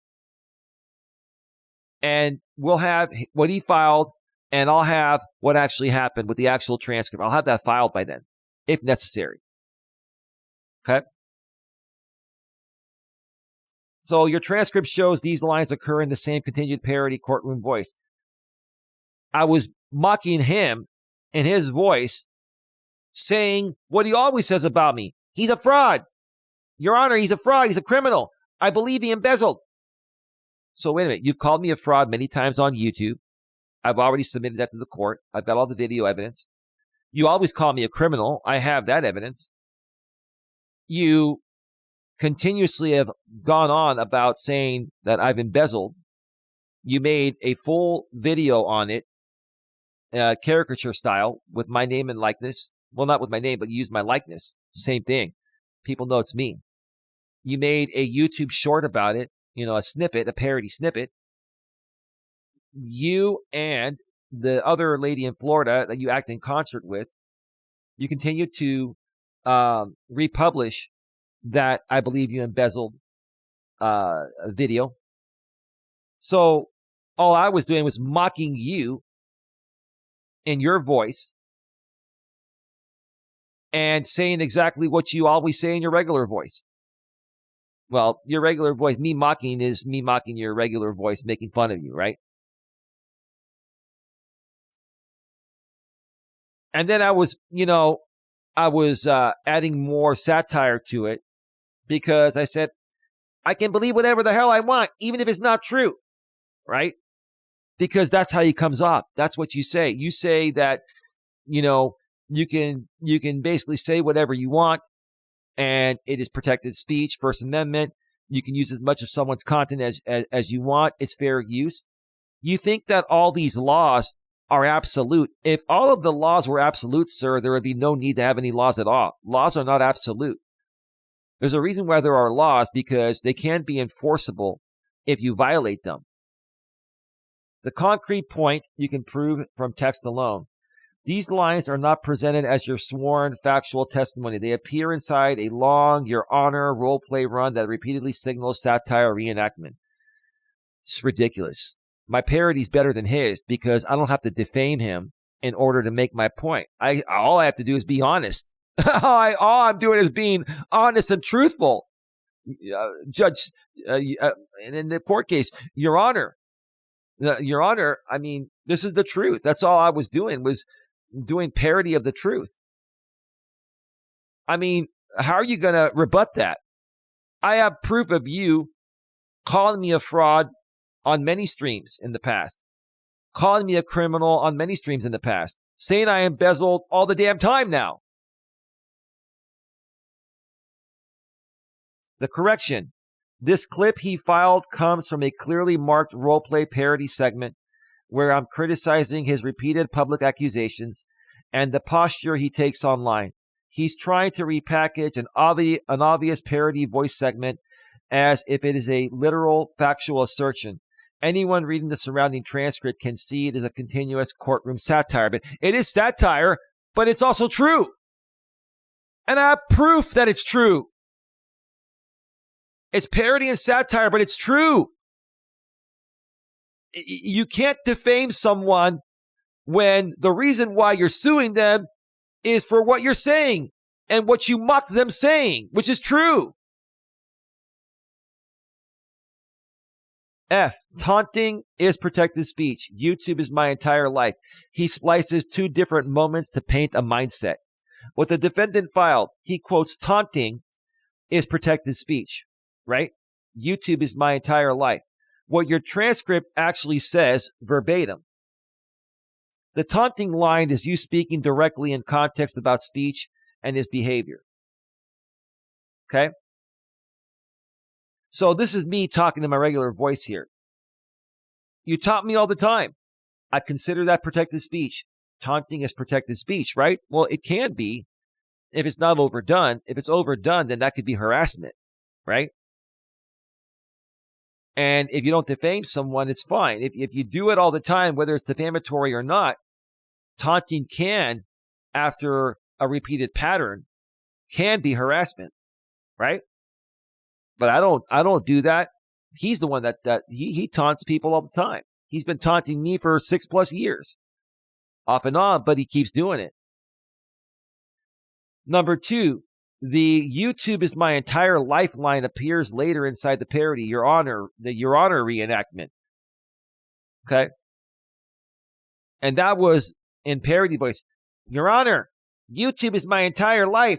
My entire identity is on YouTube. Well, sir, I believe that to be true because you care more about YouTube than the court case. You're spending most, if not all, of your effort on this YouTube thing and what you want to present to your audience to keep them around and keep them donating over filing properly and defending yourself properly in this court case. Nothing I say isn't true. You don't like the fact that everything I say is true, or I state it as opinion if I'm uncertain. But most of what I'm saying here is true. I don't waste my time on lies, sir. I don't waste my time. I don't waste my time lying. I will call out your lies with the truth. I won't waste my time lying. I don't lie, sir. The concrete discrepancy is treating those as a single mindset confession, but your transcript shows they're from different contexts. One is you making a speech point, the other is part of the parody reenactment.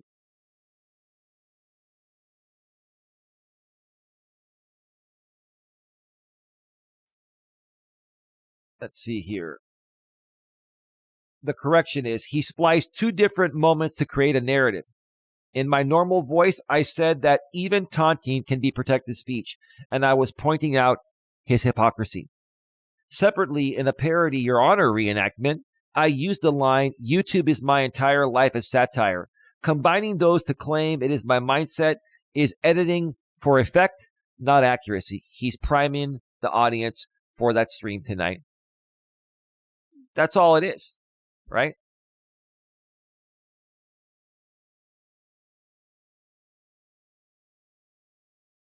So when I wrote this out, because he had not scheduled his live stream yet, I knew once he made a filing, I knew there was a live stream coming.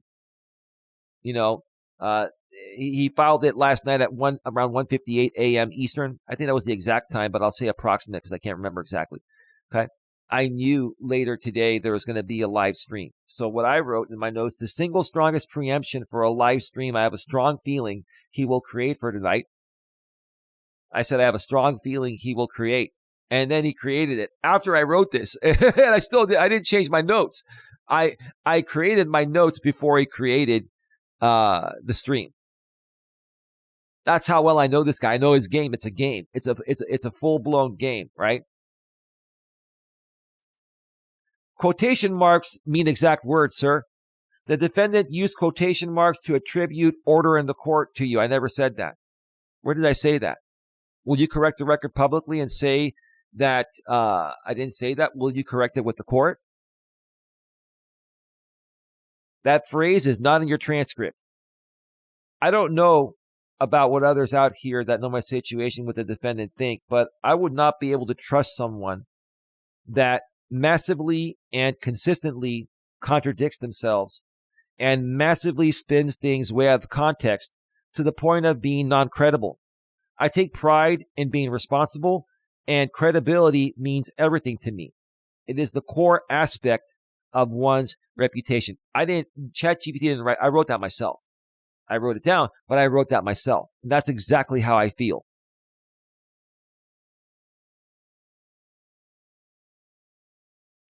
Now, I've got one final part coming here. I'm going to step away for one more break. We are at 1 hour and 36 minutes. Got 35 in the box. Thank you so much for being here. Let me cue up some royalty-free YouTube music here again.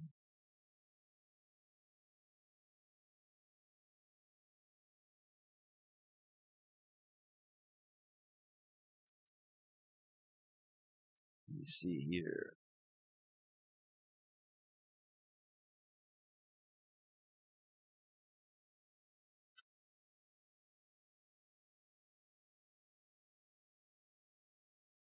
All right.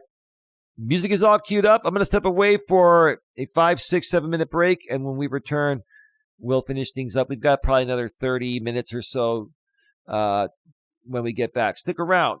We'll be right back.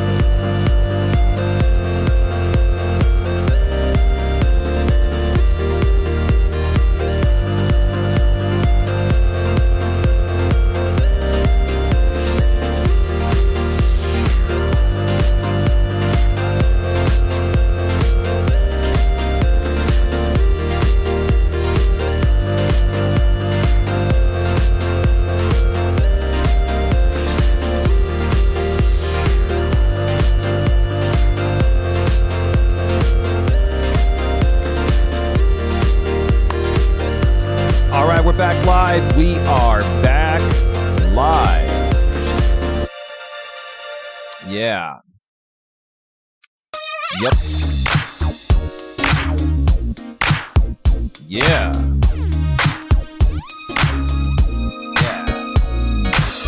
Yeah. Woo! The song is Respectinized from the YouTube audio library. It doesn't list the artist, or I would give him some love. Royalty-free YouTube music. Can't beat it, right?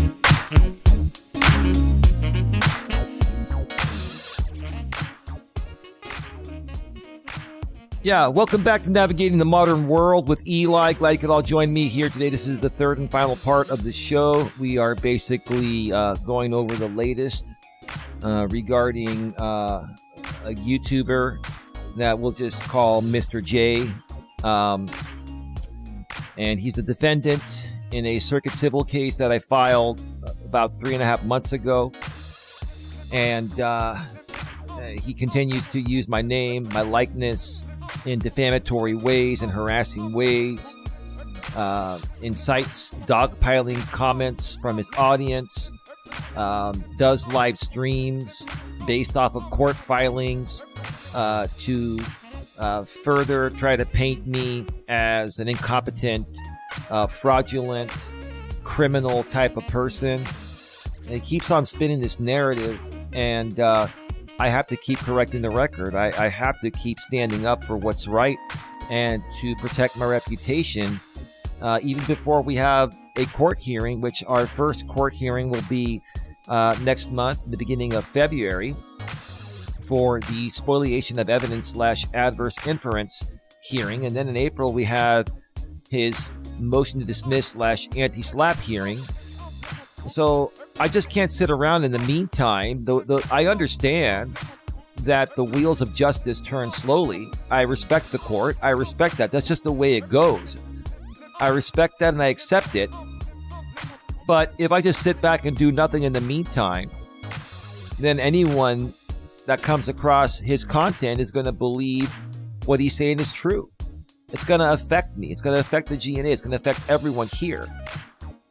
So anyone that may be thinking that this is ridiculous, I keep responding, I have to do this.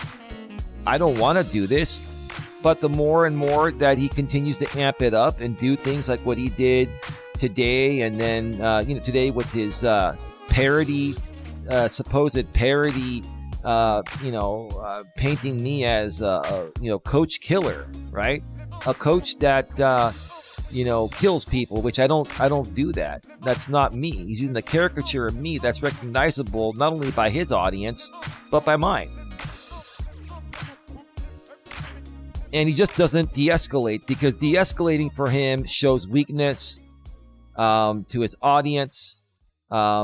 He has to always assert dominance. He has to always be the one that's right, not just in the situations regarding me, but with anyone else. That's just the way this guy has lived his life.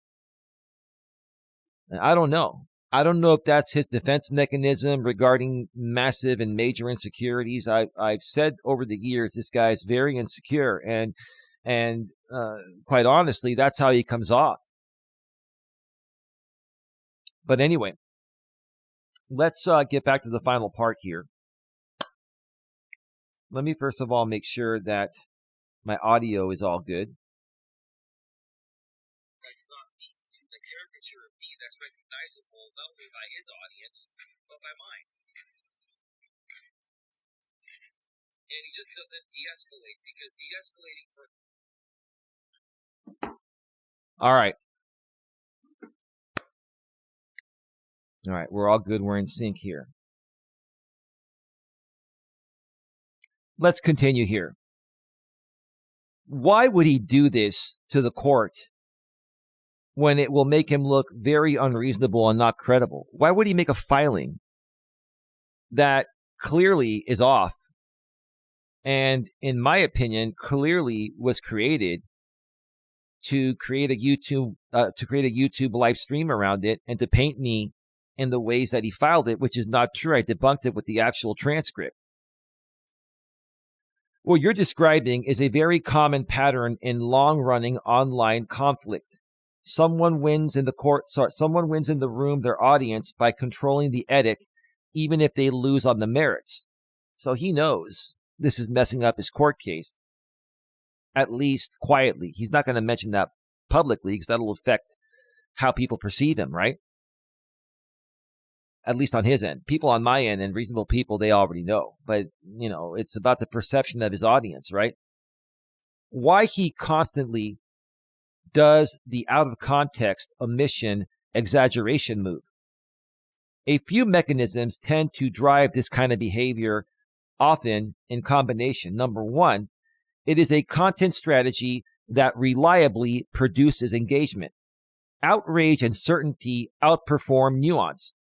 If you take a complicated statement and strip it down to a gotcha, you get higher emotional reaction.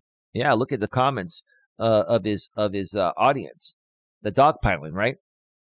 Simpler villain/hero storyline. I go back to the movie Wicked. They need someone to be wicked so that, you can be good, right? So in this case, he needs me to be wicked so that he can be good, right?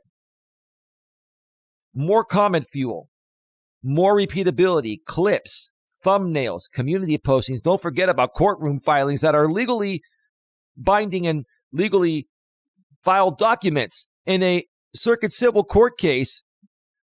I mean, wow. Once someone learns that surgically trimmed quotes equals attention, it becomes their default tool. This has become his default tool, not only for me, for anyone else that he goes at, regardless of whether it is fair. It doesn't matter to him if it's fair or not. What matters is what draws the audience and what gets him paid.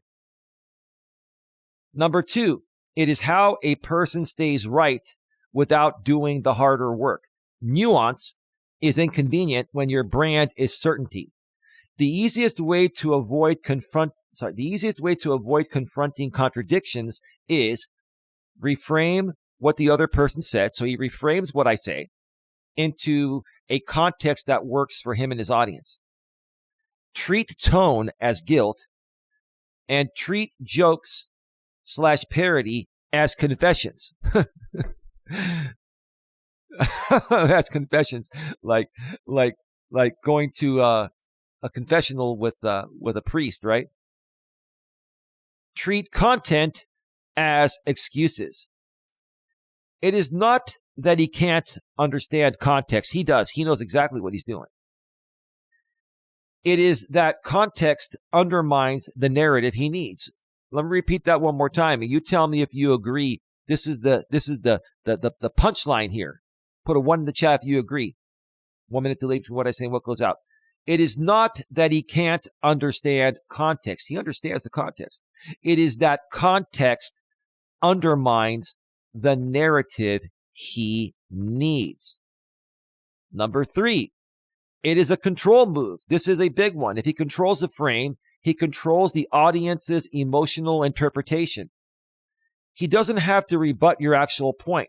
He just has to rebut a weaker version he creates, or a highly exaggerated or way out of context version, or a version of lies. That's how you keep the dog pile aligned. Yeah, he's a master of that. Sir, I'll give you that. You have mastered dogpiling people in your comments section about people like me and others. You choose to do it too. You're a master. You're the best, sir. You're the best at that. Number 4, it is the commitment trap. After doing this publicly for years, backing down is expensive for him socially.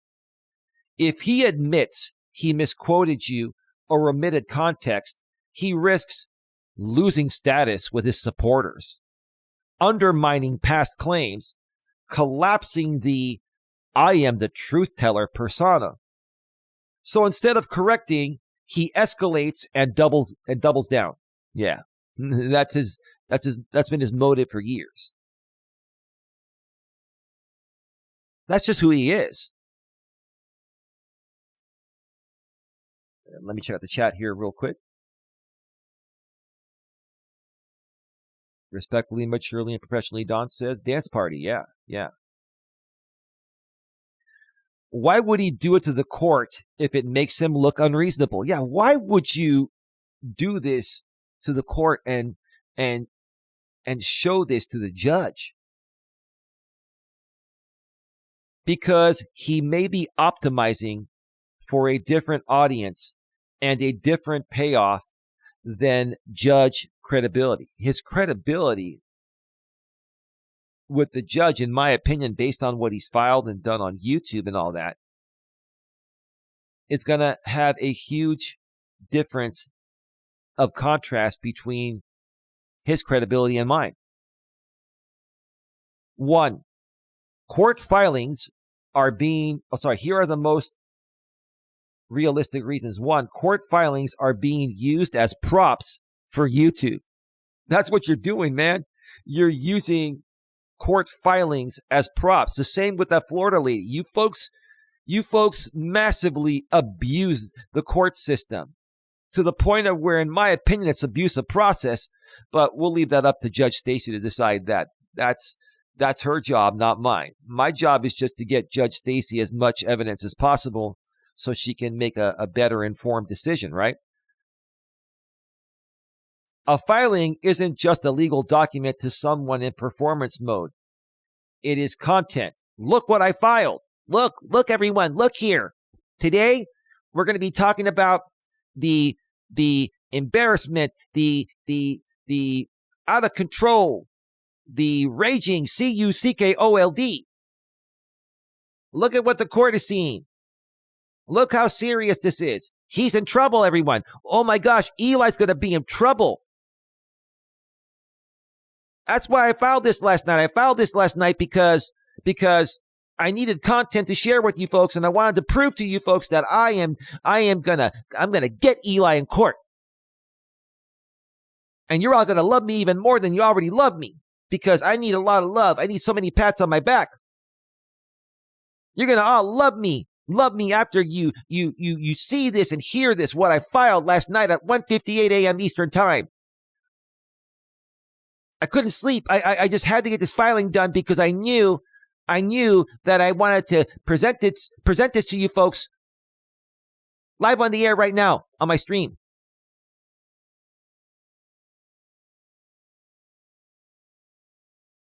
Even if the judge never cares, the audience does. They do. They care because it's entertainment to them. Even if they know he's completely, in my opinion, he's completely out of whack, right? And even if his audience knows that he's completely out of whack, they're entertained by it. He's using court filings for entertainment, which would be fine as long as he wasn't defaming me or exaggerating it, not being truthful, completely truthful about it. Number two, he may believe the court won't drill down into transcript fidelity. So he's thinking that, yeah, just because this is filed, it may never be accepted as evidence. It may never be seen. Eli may never bring it up. Oh, trust me, man. Everything that's necessary to prove my case will be brought up at some point or another. I'm very good at keeping records. If you can't tell, I'm very good at analyzing things very quickly and accurately. Okay? A lot of people assume judges skim, rely on summaries, don't compare line by line unless forced. Unless I, the plaintiff, file it all and then file for a hearing to present it, or it comes up in the actual trial, if we get to that point. So they think if I make it sound plausible, it'll stick. So he's thinking if he makes it sound plausible, he likes to dance around plausible deniability, right? Is that what it is, sir? Is it plausible deniability? Are you going to say, well, I made an honest mistake, Your Honor,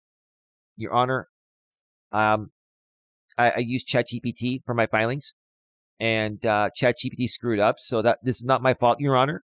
So please understand, ChatGPT screwed up, not me. That's not the way it works, and you know it. But the risk is exactly what you spotted. Quotation marks create a vulnerability. If he's inserting words that aren't true, that can backfire hard if it is ever spotlighted. Well, I, as the plaintiff, can spotlight it, and I will. I'm going to at some point when it's necessary. Number 3, he's trying to build an IIED, intentional infliction of emotional distress / credibility narrative without real material. When someone lacks clean, merits-based ammunition, they shift to, he's unhinged, Your Honor. He's performing, Your Honor. He's not really harmed, Your Honor. He's mocking, Your Honor. It's an attempt to win by character framing. I like to call it character assassination. He's character assassinating me for his content. Number 4, he's trying to provoke an emotional reaction from you. Well, I'm just calmly correcting the record.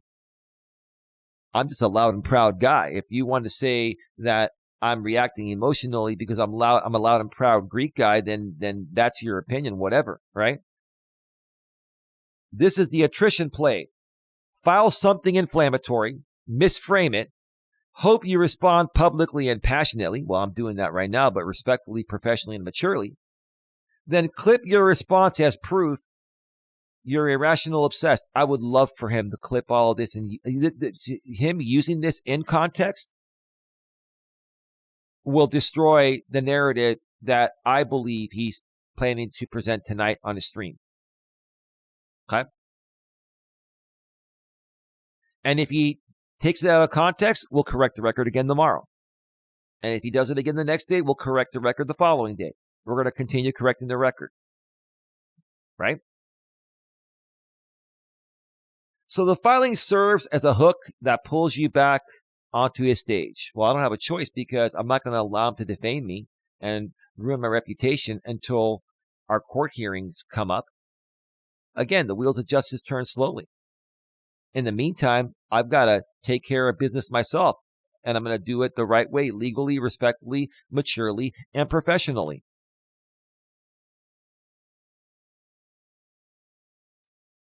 Let's see here.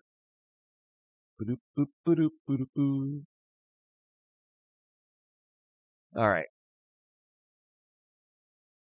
Why the recent filings feel reckless and mistake-prone. Again, this is not a diagnosis, just patterns that commonly produce the sloppy, overconfident, error-filed style. Number 1, volume plus urgency destroys accuracy. If he's watching your content in near real time and rushing something into a filing, errors rise. Misquotes, okay? Order in the court, never said that. Wrong time ranges. When you do timestamps, you got to double, triple check them. You can't go by the transcript and all that. You got to manually double, triple, quadruple check everything. Wrong attributions. Summary drift. His memory becomes the quote. Number 2, he's outsourcing precision to automation or shortcuts. ChatGPT. I use it too. So does everyone else pretty much nowadays.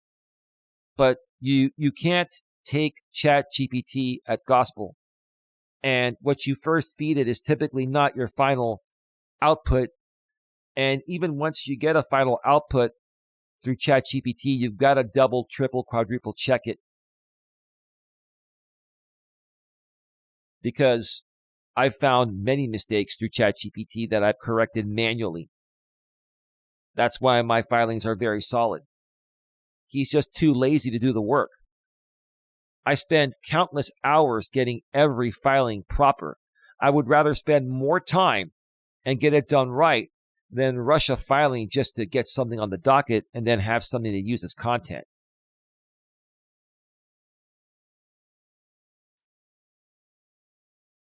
You yourself, which is me, raised a plausible dynamic. If he's using tools or helpers to draft fast, you get sounds right sentences that were never said, cleaned up court-sounding language that slips beyond the source text, Conflation of transcript plus paraphrase. That's exactly how quotation mark mistakes happen. Number 3, emotional motivation tends to reduce verification. Oh, he's emotionally charged. Oh, yeah. The guy is, in my opinion, I think he's, I honestly think, in my opinion, he's a little emotionally unstable at times. Maybe more than that. I think he's a highly defensive person, and he's very protective, not regarding who he really is. He's very protective of the persona he's created for himself out here that people perceive him to be. In essence, he's pretending to be something he's not, in my opinion, and he's trying to maintain that persona. Here's the truth of the matter, sir. Come clean, be the real you. Tell people what's really going on within you. And then you might start to be able to get an actual audience that would watch your real content, not just when you're attacking myself or doing defamatory drama content, in my opinion. Okay? When someone is filing out of irritation, humiliation, or I need to answer this now, they verify less because you're lazy. You're lazy, dude. You're lazy and you're triggered, and you want to respond and protect the false the false picture you painted of yourself out here. You've painted a picture of yourself out here on YouTube to be something that you're not really, that you really are not, which is what I'm trying to say. So when someone is filing out of irritation, humiliation, or I need to answer this now, they verify less. They need to respond. Overrides the need to be accurate. Number 4, audience pressure creates escalation. If he's trained his audience to expect constant wins, and he has, he's under pressure to produce bigger claims. That's why he did the coach killer today. Sharper framing, more confidence. Oh, he comes off as really, really bold and risque by making a caricature of me and saying that the Coach Killer movie is coming soon. Oh, I look forward to that myself. Even when the underlying material is thin. Now,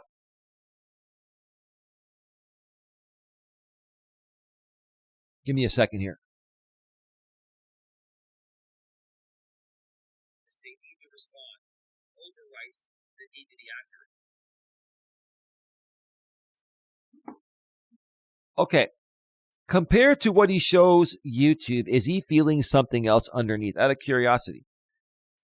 It is very plausible, and again, this is without diagnosing, that the public certainty is compensating for private discomfort. I was just saying this. He has painted a persona of himself out here of what he wants the public to believe who he really is. In my opinion, that's not who he really is. And I think many people agree with that. If you agree with that, put a 1 in the chat, because that's what it is here. It is very plausible, without diagnosing, that the public certainty is compensating for private discomfort. Common candidates. 1, fear of losing narrative control.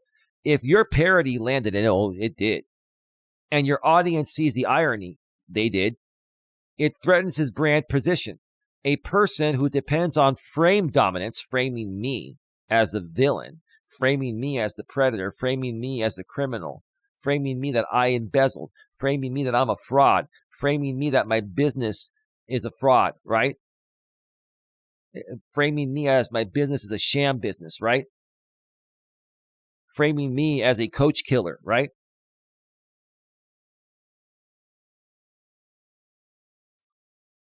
A person who depends on frame dominance can experience that as an existential threat to their online identity. Yeah, he's trying to continue leading people to believe he's something that he's not. At some point, sir, you're going to have to come clean. Don't do it for the people. Do it for yourself, man. When you become yourself, that's when people truly start to respect you. and respect your work and, respect who you are. That's the reason why your actual content doesn't get a lot of traction. You may get a lot of views because you put out movie clips, right? But how many of these people have become a part of your network? How many of them are donating to you outside of the Coach Eli? Well, I'm not Coach Eli anymore, but you referred that to me. So out of the Eli thing, how many people are donating to you out of the Eli thing compared to people that are viewing your monetized movie channel, right? And the people in your drama community, are not really supportive of your movie community. They don't want that. They want drama. And you're trying to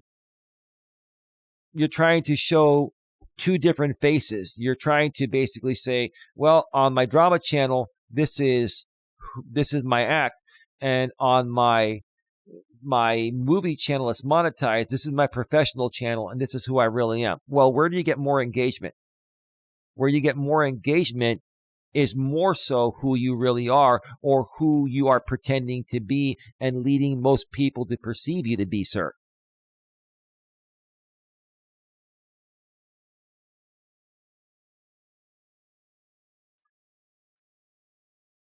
Lewis Fuller wanted to chat. Respectfully, maturely, professionally, Don wanted to chat. Okay, got 28 in the box. Thank you for being here. Number 2, anxiety about the legal process and loss of the home field advantage. On YouTube, he's the host. In court, he's not. He has no control in court. On YouTube, he does. He has to always be in control. I don't feel the need to always have to be in control. I don't feel that way.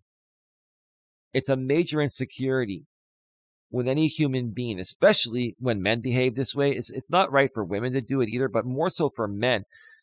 When men are feeling like they always have to be in control and they just can't accept things at face value, that's a major insecurity. And let me tell you, that's the biggest turnoff for women.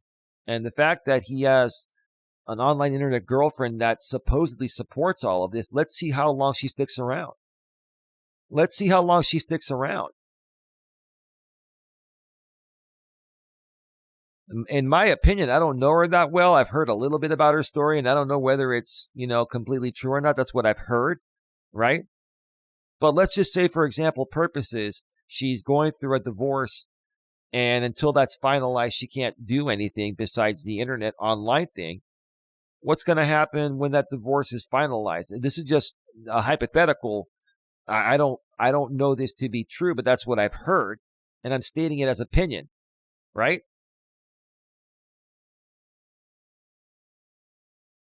When people are in a situation like that, sometimes they will deal with someone, in my opinion, like the defendant, because no one else will give them the time of day because they're not really ready to move on completely. But the online thing is just much simpler in that situation, right?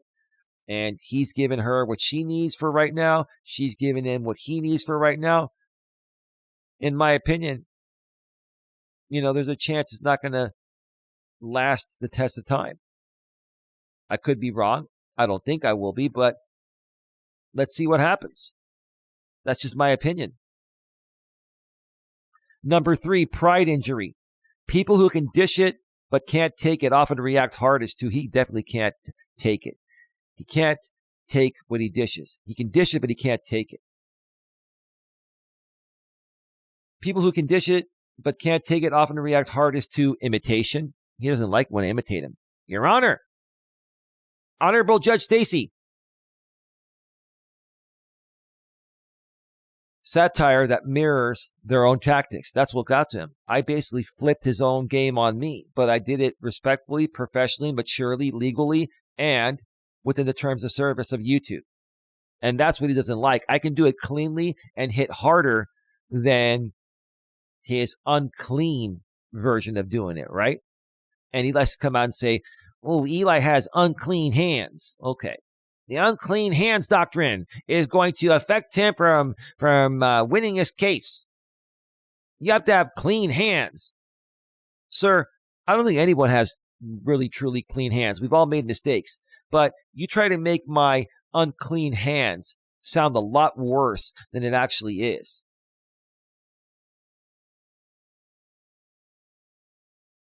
Irritation, satire that mirrors their own tactics, content that makes them look small. So they try to reclassify parody as misconduct, but when they use it, it's okay. They can even use it in defamatory ways, and it's okay. But when I use it normally, he tries to reclassify it as misconduct. That's just funny. Funny as hell. Number 4, cognitive dissonance. We've mentioned this many times. We'll say it again.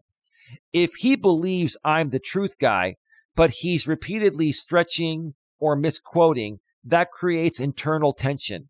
One way people resolve it is doubling down. No, I'm still right. The other guy's bad. That fuels escalation. No matter what in his eyes, whether someone is right, wrong, good, bad, or indifferent, he always frames himself as the one that's always right, no matter what, even if he's unmistakably wrong, and everyone else is wrong. He's right. And it fuels escalation. It creates drama. He's like living within his drama. He is the drama king. He's a drama king, right? He basically is behaving just like his audience does. That's why they're attracted to him, because the people in his audience have similar behavioral patterns, in my opinion. Most reasonable people do not behave the way he behaves, or most of the people in his audience, they don't behave that way as the audience does as well, similar to his behavior. My opinion on why he filed Exhibit 59 specifically, not a diagnosis, just a read. He wanted to punish the parody. Filing it is a way to signal, you can't mock me without consequences. He wanted to reframe you as performative to undermine damages. If he jokes, he can't be harmed, is a common oversimplified attack lane. Number 3, he wanted a pretext to farm tonight's stream. Right. Oh, that's what he does. He primes engagement through, defamatory and harassing and dogpiling community postings. Then he creates a pre-recorded video where all of his dogpilers, get the notification, and then they comment in the comment section, right? And then he makes the coach killer very defamatory video. Even though it's parody, it's my caricature, and they know it's me, and they've even said it in his comment section, it's me. And my people on my end, our people on my end here, know it's about me, right?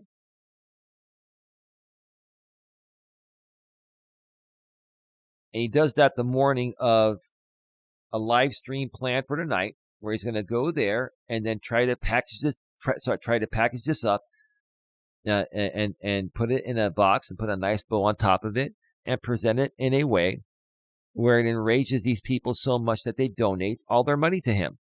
That's what it's about, right? He can hold up the filing as proof to his audience, even if it is weak. Well, his audience is probably watching me right now, whether it's here or somewhere else, or they'll watch it after that stream. They'll hear it. His audience knows that he's full of it. But his audience has more hatred for me or themselves than the actual, falsities he's presenting to them. Number 4, he's trying to bait you into over-explaining. The more you talk, the more he can clip. He can clip all he wants. I don't care. The more he clips, if it's within context, it'll prove him wrong. If it's out of context, then we'll correct the record again tomorrow, and the next day, and the next day, and the next day. That's how it's going to go. And I will wrap this up with this final section to try and understand why the defendant keeps up his ridiculous behavior when I have a very strong case against him in the circuit civil case. But let me check out the chat first. You have to be true to yourself before you can be true to other people. You're right, Lewis. You're absolutely right. Yes, you are. We're at 2 hours and 21 minutes. Wow.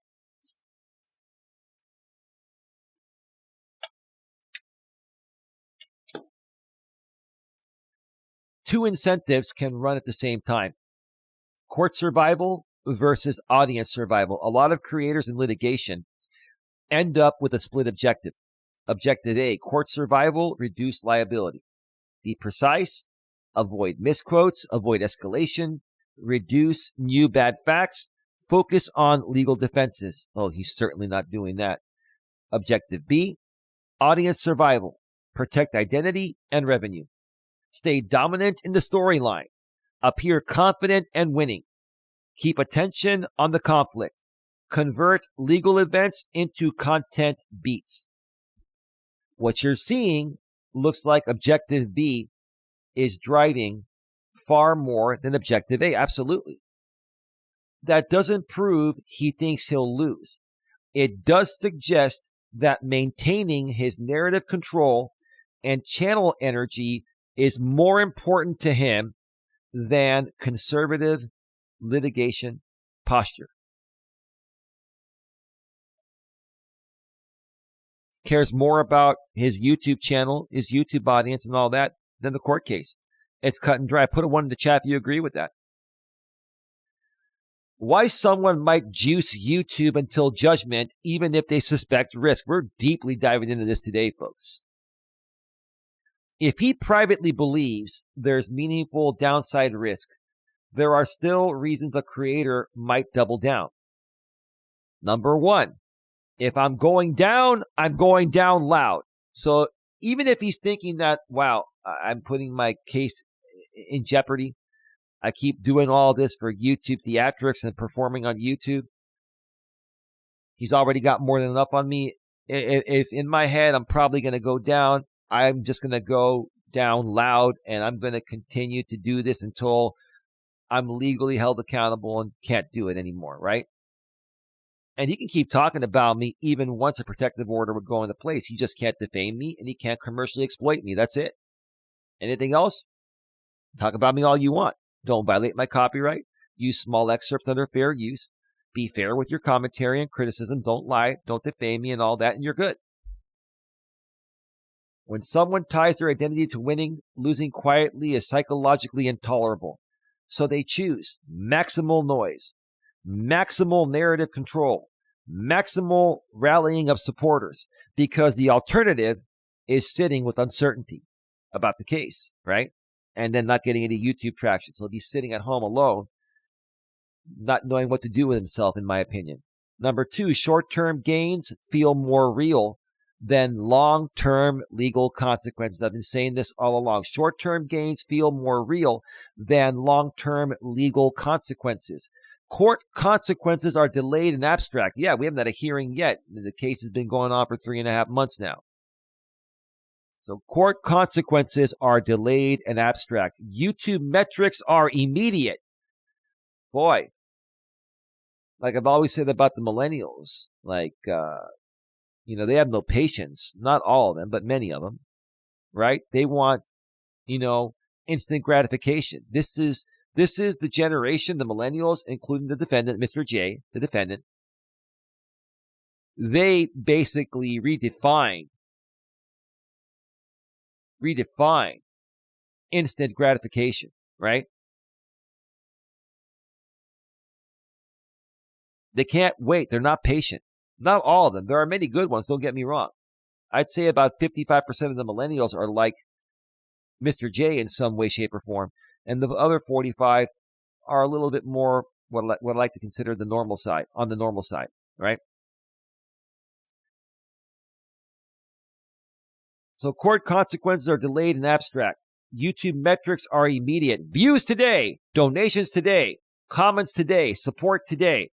People with a heavy platform incentive often overweigh the immediate feedback loop. Number 3, he may be trying to build a soft landing story for his audience. If he fears losing, he needs a pre-built explanation. He did this in the stalking case. He thought he was going to get a stalking order on me. And he did this when he lost. I can already prove it because he's already lost one case to me. Now, I don't consider it a loss. It just, the judgment didn't go his way. It's not about winning or losing in an injunction hearing. It's about whether there was harassment / stalking or not. And there clearly wasn't. I've never done that to him or anyone. So this is what he said in similar ways. He said this, and he'll do it again if he loses this case.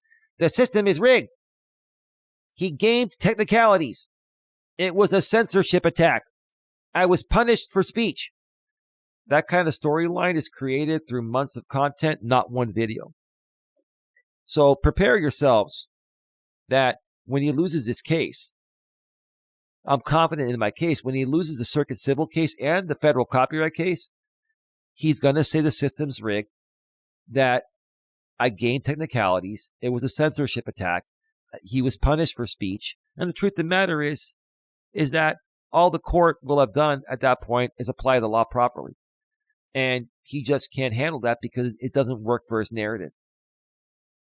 I think it not only doesn't work for his narrative on YouTube, it doesn't work for his narrative in real life. Number 4, he's trying to bait you into mistakes. That's not going to happen. He's done that. He did that 6-7 years ago on some live streams where I said some things I didn't mean. And he spun them out of context for many years, right? So now I'm very proactive. I know how this guy is, and I don't give him anything that he can use against me. So now he has to make things up now to keep the narrative going.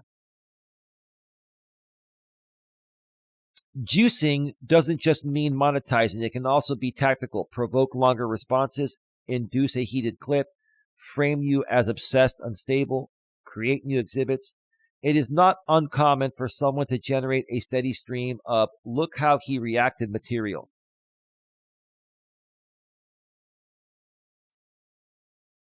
Lewis says 1. Thank you. 31 in the box. Thank you for being here. Why would he keep doing things that weaken his defenses? That's a great question, don't you think?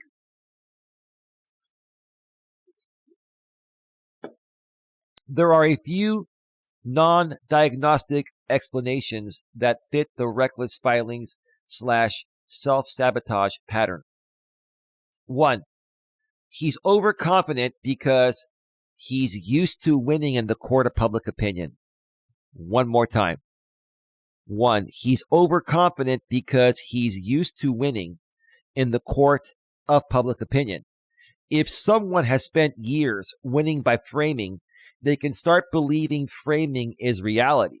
To him, it's his false sense of reality. He knows who he really is. And he isn't happy, in my opinion, with who he really is. So he puts up this persona on YouTube, and he has to keep winning alongside that persona that he wants people to see him as, right? So that's why he does what he does, to protect that fake persona that he wants to continue leading people to believe is who he really is. In my opinion, he's a very immature and insecure and deeply scarred individual, in my opinion. Why would anyone else behave this way and just not de-escalate after 6+ years, right? If someone has spent years winning by framing, they can start believing framing is reality.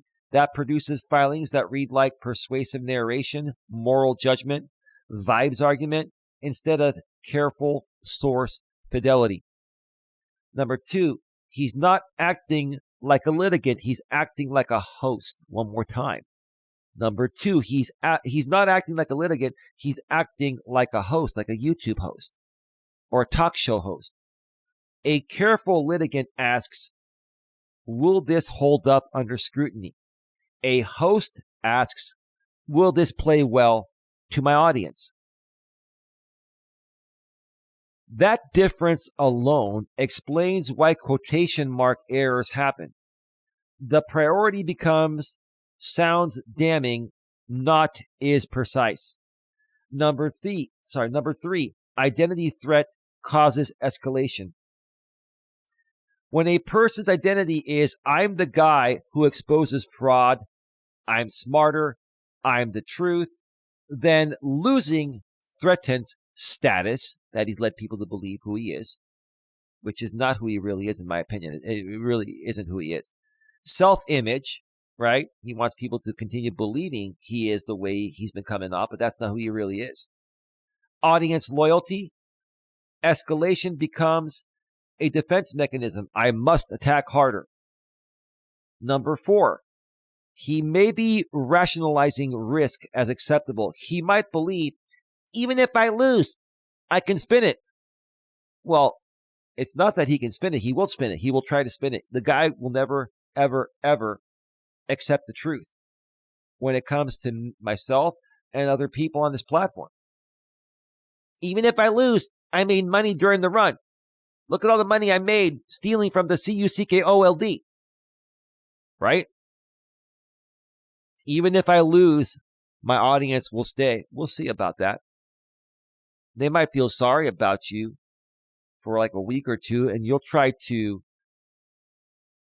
exploit the loss in both court cases, the circuit civil case and the federal copyright case that's going to be coming soon.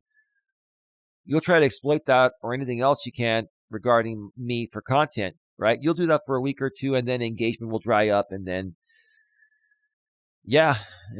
who knows what you'll do after that.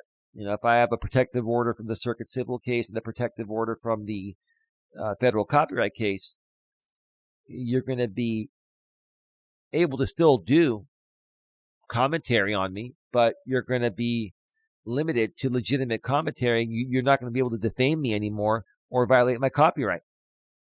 You can still use small excerpts of my actual content under fair use the right way, but you can't defame me. You can't sit there and accuse me of being a criminal or my business being fraudulent. You can't do all that stuff when it's not true. If you do, we'll be right back in court with major sanctions, right?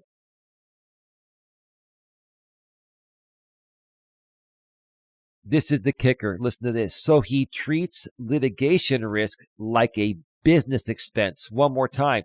He treats litigation risk like a business expense. I've been saying this all along.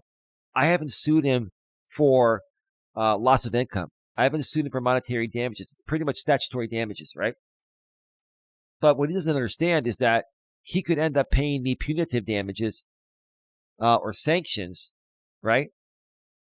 And in copyright court, it's going to be about statutory damages. None of that requires loss of income or opening up your books. But he's thinking, what's the worst that can happen to me? What's the worst that can happen to me? If I lose, I just get a protective order on me in both cases. I don't lose any money. So I'm looking at this litigation risk right now like a business expense. It's all about business. Business to me. Business. Business. Does it look like if he loses anything, his identity is gone? One more time. Does it look like if he loses anything, his identity is gone? That's also plausible as a functional observation, not a diagnosis. Start getting your final questions, comments, and concerns in the chat. Babe, if you have another quote, get it in now because I'm going to be wrapping up things in about 3 to 5 minutes. We are at 2 hours and 35 minutes. We've got 35 in the box. Thank you so much for being here. Creators whose brand is built on dominance often behave as if any concession equals humiliation. Any restraint equals weakness. Any quiet moment equals loss of control. So they keep posting, keep filing, keep narrating because silence feels like defeat to them. Yeah, this guy feels like if he doesn't keep doing what he's doing, that he's been defeated by me. And I'm not in competition with him. I've never been in competition with him. I may have joked around about competition with him in the past, but honestly, in my head and heart and soul, the only person I compete with ever is myself. And that fits your lived observation. You say he's taken things out of context for years because it preserves the I'm right identity even when facts disagree. And to wrap it up here, his conduct shows a consistent focus on audience narrative and public framing rather than source accuracy. That's why we keep seeing out of context excerpts and avoidable errors. My approach is simple. Preserve the full record and correct only demonstrable inaccuracies. That's that. My ladies, next quote. Courts rarely accept parody jokes or an opinion when a real person is accused of a serious crime. Damn, that's deep. It is, babe. Courts rarely accept parody jokes or an opinion when a real person is accused of a serious crime. Damn, that's deep. It is, babe. Good job. Thank you for 2 quotes today. Thank you to everyone for being here. Lewis Fuller, my lady Dawn, respectfully, maturely, professionally. Let's see. Lewis Fuller, Jenny Productions, thank you for being here. Tia, thank you for being here. GLM, thank you for being here earlier, and anyone else that was watching and not commenting. We're leaving 36 in the box. Whatever he does tonight, he does. I'm going to go on a walk in a little bit here. It'll probably be before the defendant goes live. He's going live at 8 Eastern, 5 Pacific. If you want to watch this show, do what you got to do. I'm not here to tell anyone what to do. I'm here to give you my side of the story. I'm here to share my truth with you and then allow you to go over there if you want to hear what he says and compare the two. You have the right to do that as the court of public opinion, as people, right? All right. I've got a lot of love for all of you. Have a good one. Take care. And as always, be good to each other!